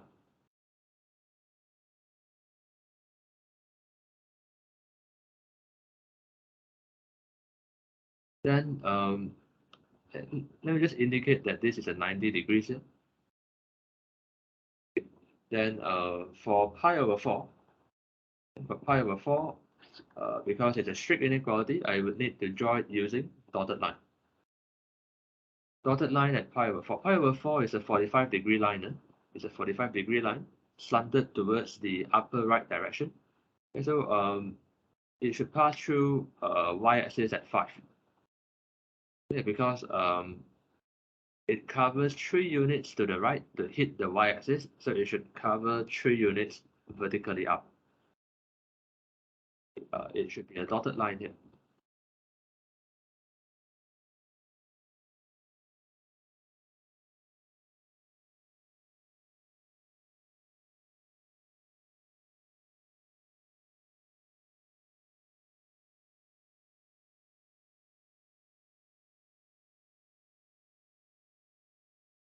Yeah, so here is my pi over 4. And you need the locus of z. I mean the possible position of z. It can be anywhere between the vertical line downwards and the slanted line in red. It can be anywhere between. So I should shade uh, this entire region.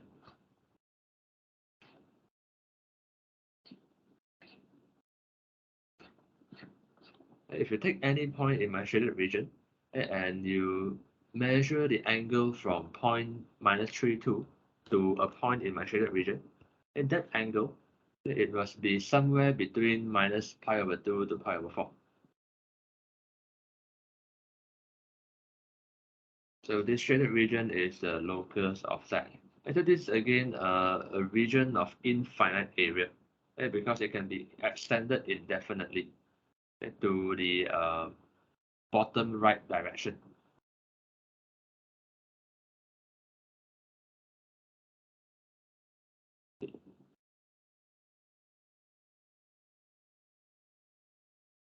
The next for part D,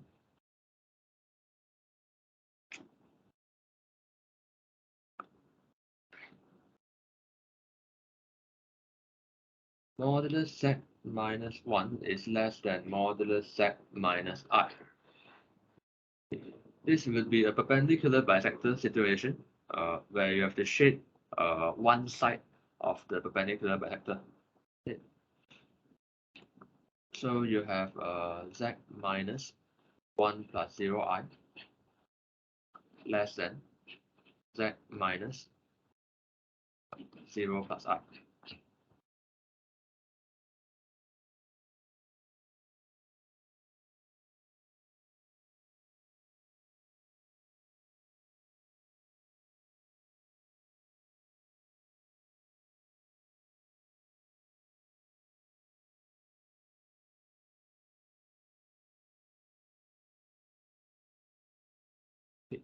Then we can see that this is actually a perpendicular bisector of the line segment connecting the points. And so the 2 points that the line segment connects would be 1, 0 coming from here and 0, 1. Okay, let's draw the Argand diagram and shape the appropriate region.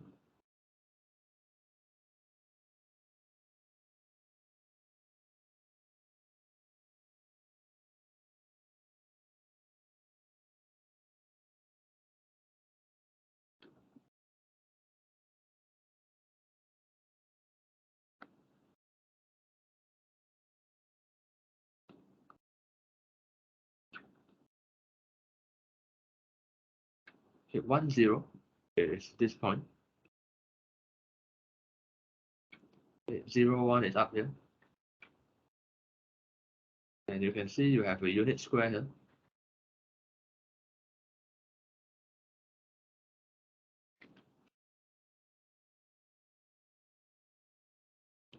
Okay, connect the 2 points using a dotted line and then draw the perpendicular bisector.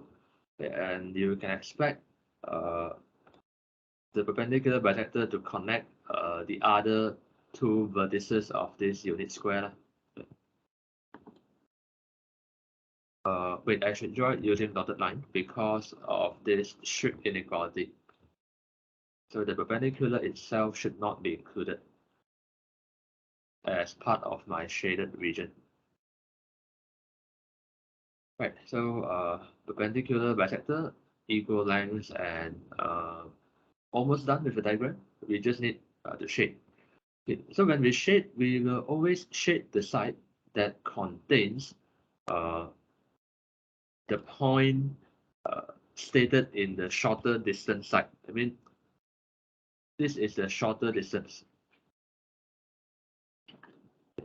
This is the shorter distance side that the inequality describes.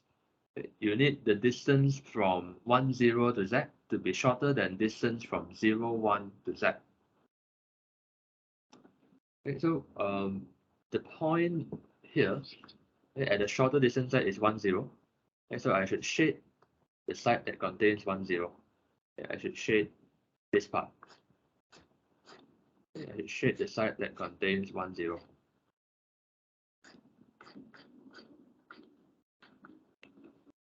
Yeah. Okay, so this red color shaded region is the locus of Z. And so if you take any point in my shaded red color region and you compare the distance from 1, 0 to Z and from 0, 1 to Z, for example, if I take this point here, the distance from 1, 0 to this Z will be shorter than the distance from uh, 0, 1 to this Z.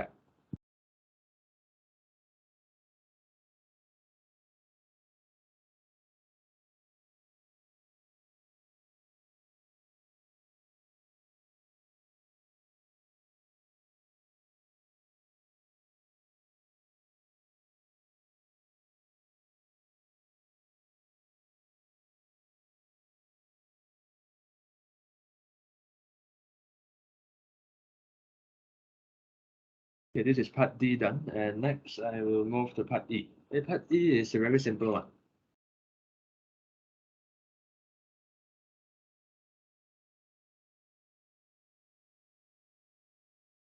Real part of Z is more than -1.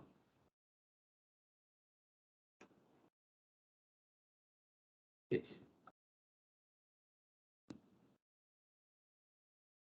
So real part of Z would refer to the x coordinate. And so recall that Z is x plus yi, okay, where x and y are real.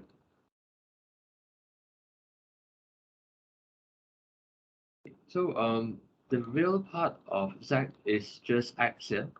Imaginary part of Z is just y. Okay, so on the eigen diagram, the real part of Z just refers to the x coordinate.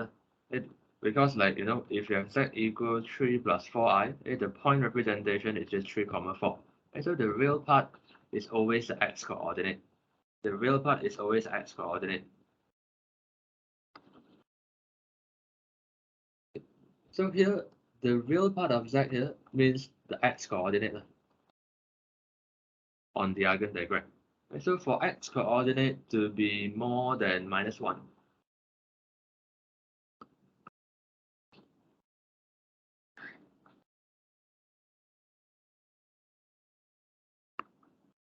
-1 is somewhere here.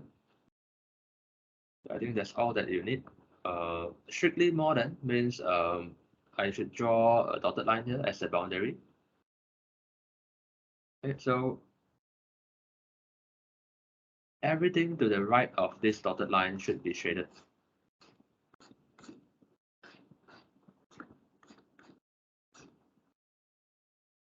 Yeah, and I can extend this area to the far right. Okay, so this would be the locus of Z here. As long as I take any point in my shaded region, its x coordinate will be strictly more than -1.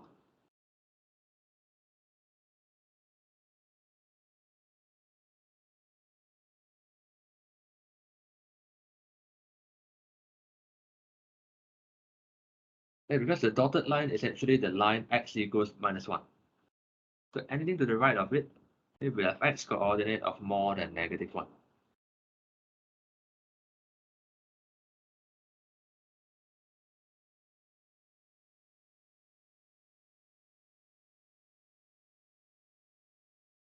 Okay, done with part E, now move to part F.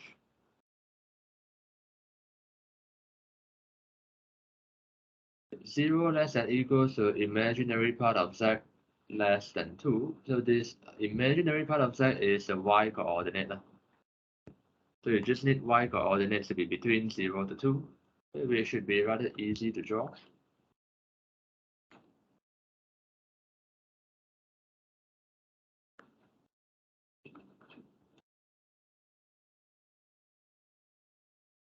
I need a dotted horizontal line at 2. I need the line y equals to 2, but drawn using dotted lines.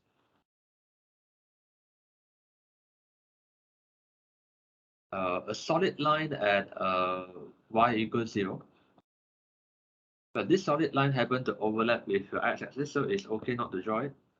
And we just need this region here.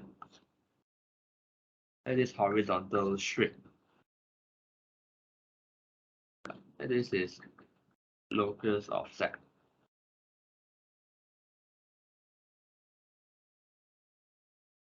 And so anywhere in my shaded region will have a y coordinate between 0 to 2.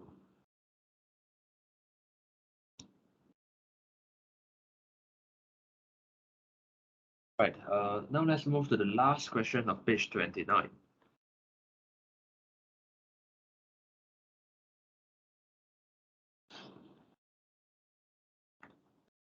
Right, this is a past year question.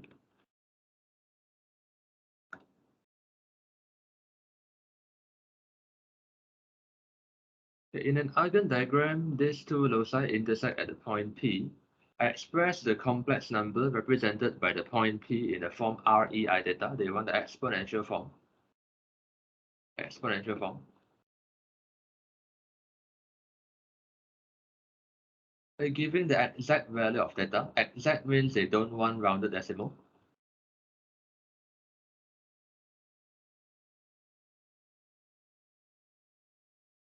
The value of R can be corrected to 3SF, so value of R is in decimal form, and they want it to be in decimal form. Okay, so they say intersect at the point P. So they want us to find complex number represented by the intersection point.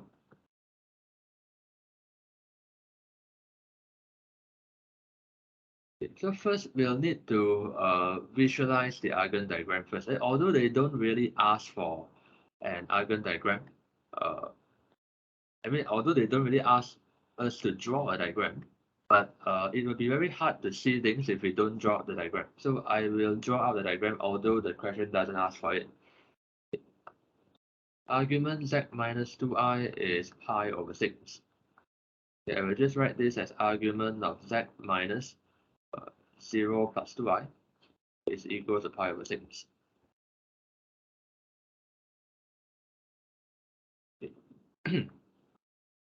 With this, they don't ask for a description, so we actually don't have to write out the description if we don't want to. Okay, this is just a half line.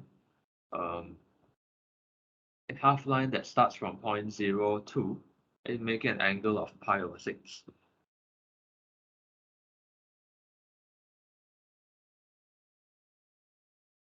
Okay.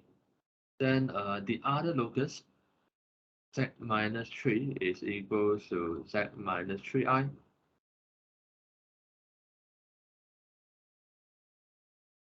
And this is z minus 3 plus 0i. It's z minus 0 plus 3i. Okay, so you know this is a perpendicular bisector, and the two crucial points will be 3, 0. Okay. You will need points 3, 0 and 0, 3.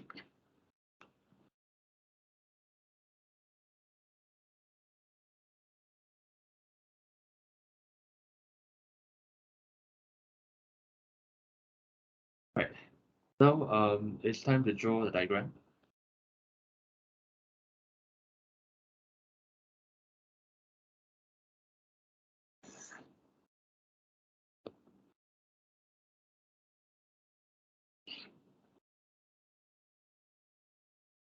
Yeah, let me just write down very briefly. This is actually half line starting from 0, 2. Okay.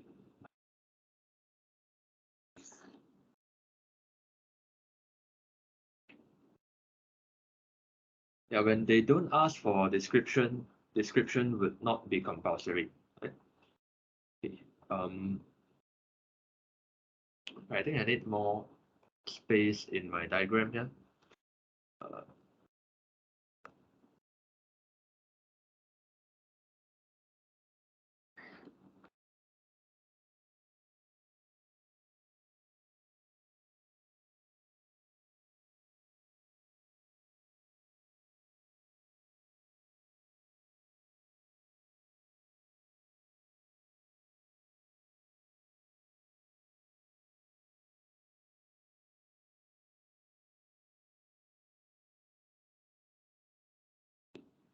half line from 0 to. Okay, this makes a pi over 6. Maybe I'll draw that later. I draw the perpendicular bisector first. I have the point 0, 3, and 3, 0. Connect them using dotted lines. And this dotted line is actually a 45-degree line because vertical 3 units, horizontal 3 units.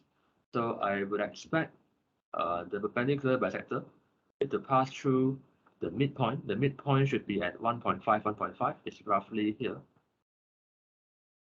And that's the midpoint.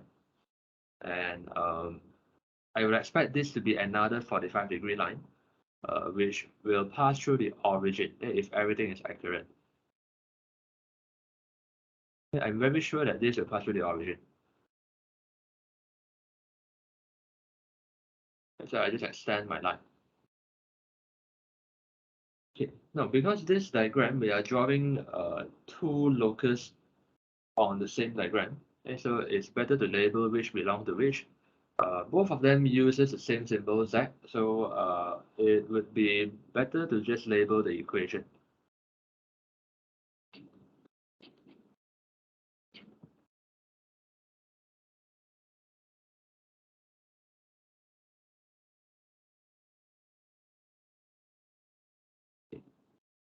Then for my half line from 0 to, I will need a dotted line starting from 0 to, horizontal dotted line, and it makes an angle of pi over 6.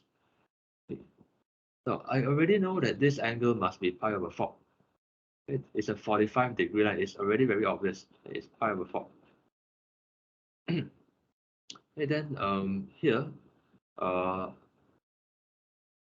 pi over 6 is not as steep as pi over 4. So it will be less steep. It will be less steep, and yeah, as long as it's less steep than pi over 4, that will do.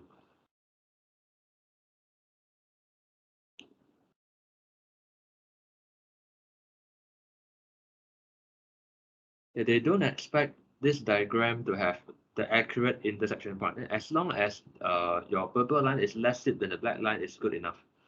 Right, so this is argument z minus 2I equals pi over 6, and it's pi over 6. Okay, they actually expect us to find the intersection point P by computation. Okay, they expect us to find it by computation, and not by measurement, not by diagram. Okay, but diagram is just to help us to see. Okay,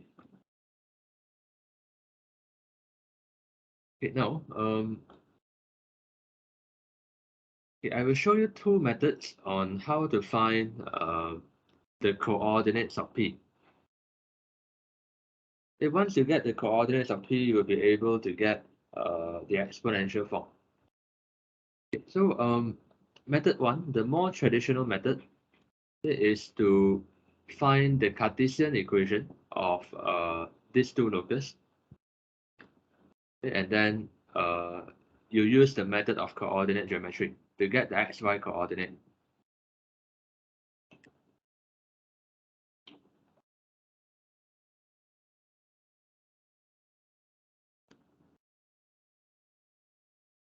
Okay. Now, to get the okay. So for the perpendicular bisector, so for z minus 3 equals z minus 3i. Okay, Cartesian equation of locus. Okay, we can already tell because from the diagram, we can already see that it's a 45-degree line, which means the gradient must be 1. Okay, the gradient must be 1. So it's y equals x. That's it. Okay, because the y-intercept is 0. Yeah, in fact, this line can be extended beyond the origin. Okay, but that's not a concern in this question. Okay. And then the other one, for the other locus, argument z minus 2i equals pi over 6. Okay, we first need to know the gradient. Okay, recall from coordinate geometry, that the gradient uh, can be found by just taking tangent pi over 6. It is the concept of angle of inclination. We learned that in P1 chapter 2a. So gradient, it is tangent of pi over 6, which is 1 over 3. And we know the y-intercept is 2. So Cartesian equation of locus is y equals 1 over 3x plus 2. And if you want to be more specific, this line is only available for x to the right of 0. Because it's a half line, it cannot be extended to the left of the y-axis.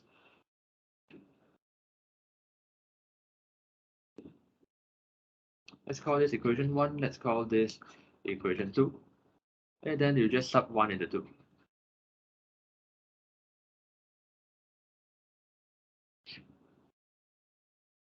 Okay, so you have x equals to 1 over 3x plus 2. X in 1 minus 1 over 3. X is equal to 2. 3 minus 1 over 3. X is equal to 2. X is just 2 3 over 3 minus 1. Okay, whether or not you want to simplify this further is actually up to you. But we can actually leave this in this form. Whether or not you want to rationalize it is up to you, because they didn't say that we must rationalize it. In fact, the final aim is to get the complex number represented by p in exponential form. Okay, so the xy coordinate is not really a concern of this question. Okay, it's not part of your final answer. So it's okay to not simplify this x coordinate here. Yeah, I'll just leave it here. Then when x equals to 2 z3 over z3 minus 1, using equation 1, we know that y coordinate must also be the same thing.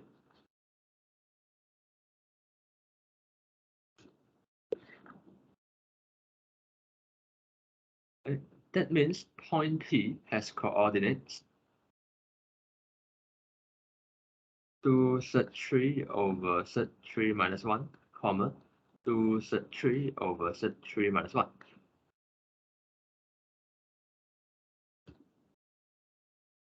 Okay. Now they want to find the complex number represented by point P in the form REI theta. Okay. So for easier presentation, I will continue here on the left. Okay, for easier presentation, I will just let small letter p be the complex number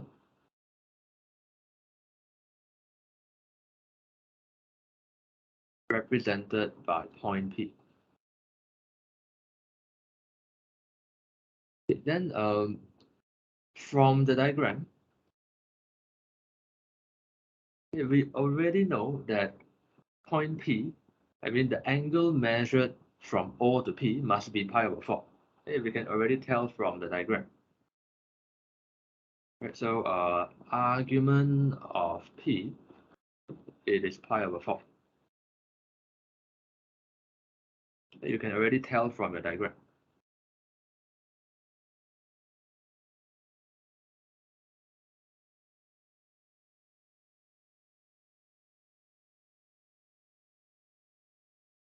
Okay, then the modulus of P is a distance from O to P, distance OP in the diagram. Distance OP in your diagram. Okay, so just apply the distance formula. Since you have the coordinates of P, it is just 2 z3 over z3 minus 1 minus 0 squared. 2 z3 over z3 minus 1 minus 0 squared. Okay, since they allow the modulus of the complex number represented by P to be given to 3SF. That means we can just press everything to the calculator and give the answer in decimal form. So I press 2 Z3 divided by Z3 minus 1 squared.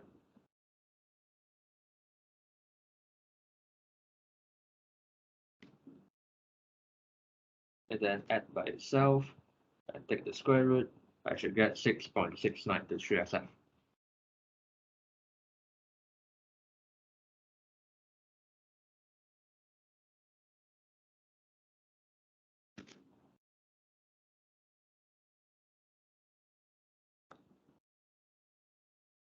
Okay, that means that we actually have our theta to be pi over 4 and r to be 6.69 to 3SF. So the complex number represented by P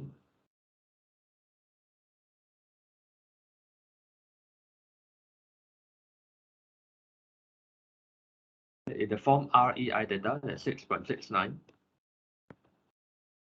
EI pi over 4, and that's it.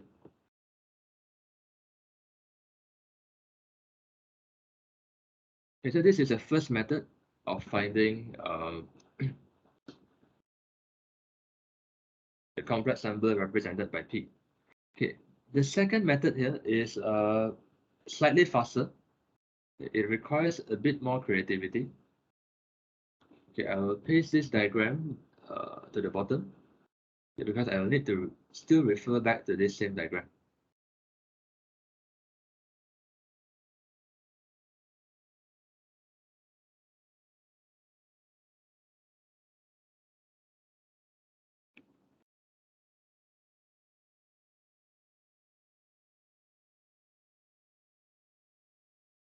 Okay.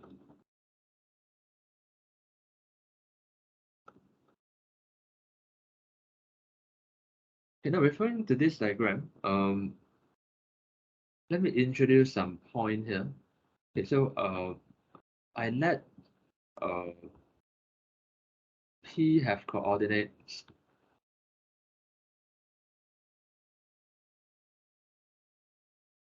Okay, wait, okay. Wait, first of all, I need to realize that the Cartesian equation for z minus 3 equals z minus 3i.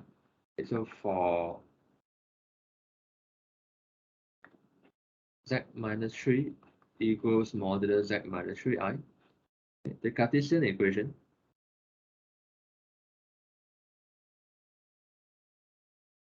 of the locus is y equals x. Then first, I still need to realize this.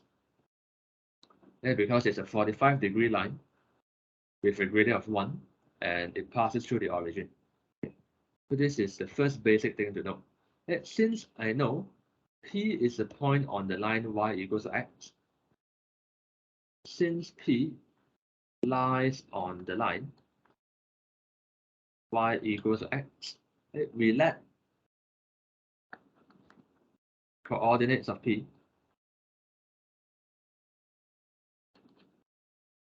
be k comma k. The x and y coordinate of P must be the same. Okay, then now let's look at the right angle triangle. The right angle triangle consisting of the point 0, 2. This is a point 0, 2. This is a point P with coordinate k, although we do not know what k is. Let's look at this right angle triangle. And then, of course, this point here, it must be having the same x coordinate as P, having the same y coordinate as 0, 2. Okay, then from here we can tell this distance must be k minus 2 units. This distance must be k units. It should be very obvious. Right. Then based on this right angle triangle, we also know that there's an angle of pi over 6 being made here. You can refer back to your diagram. The pi over 6 is brought down from the diagram above. Right. So now in this right angle triangle, we see that uh, tangent of pi over 6 is the same as opposite over adjacent, k minus 2 over k. Tangent pi over 6 is 1 over sec 3. And this would allow us to solve for k rather easily. Cross multiply, k is sec 3 times k minus 2 sec 3. So I have 1 minus sec 3 k is minus 2 sec 3. So k is minus 2 sec 3 divided by 1 minus sec 3.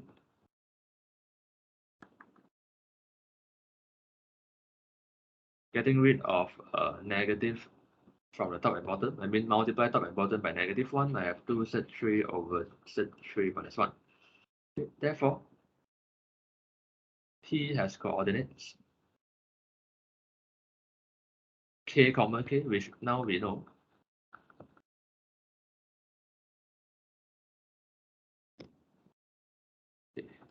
If you compare this with what we had in the previous working under method 1, yeah, we do get the same coordinates. And for P, it's 2 sec 3 over sec 3 minus 1.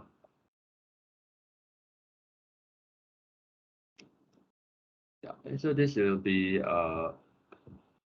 this will be the method 2.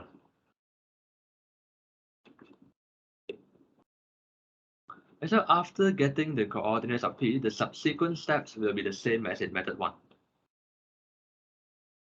You will still need to find argument of P, which you can read from the diagram.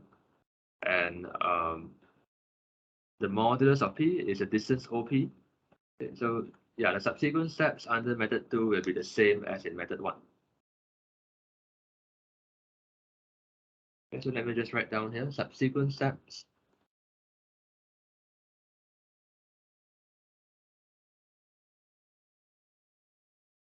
are the same as in method 1. And so this just provides you a slightly faster alternative way to find the coordinates of P.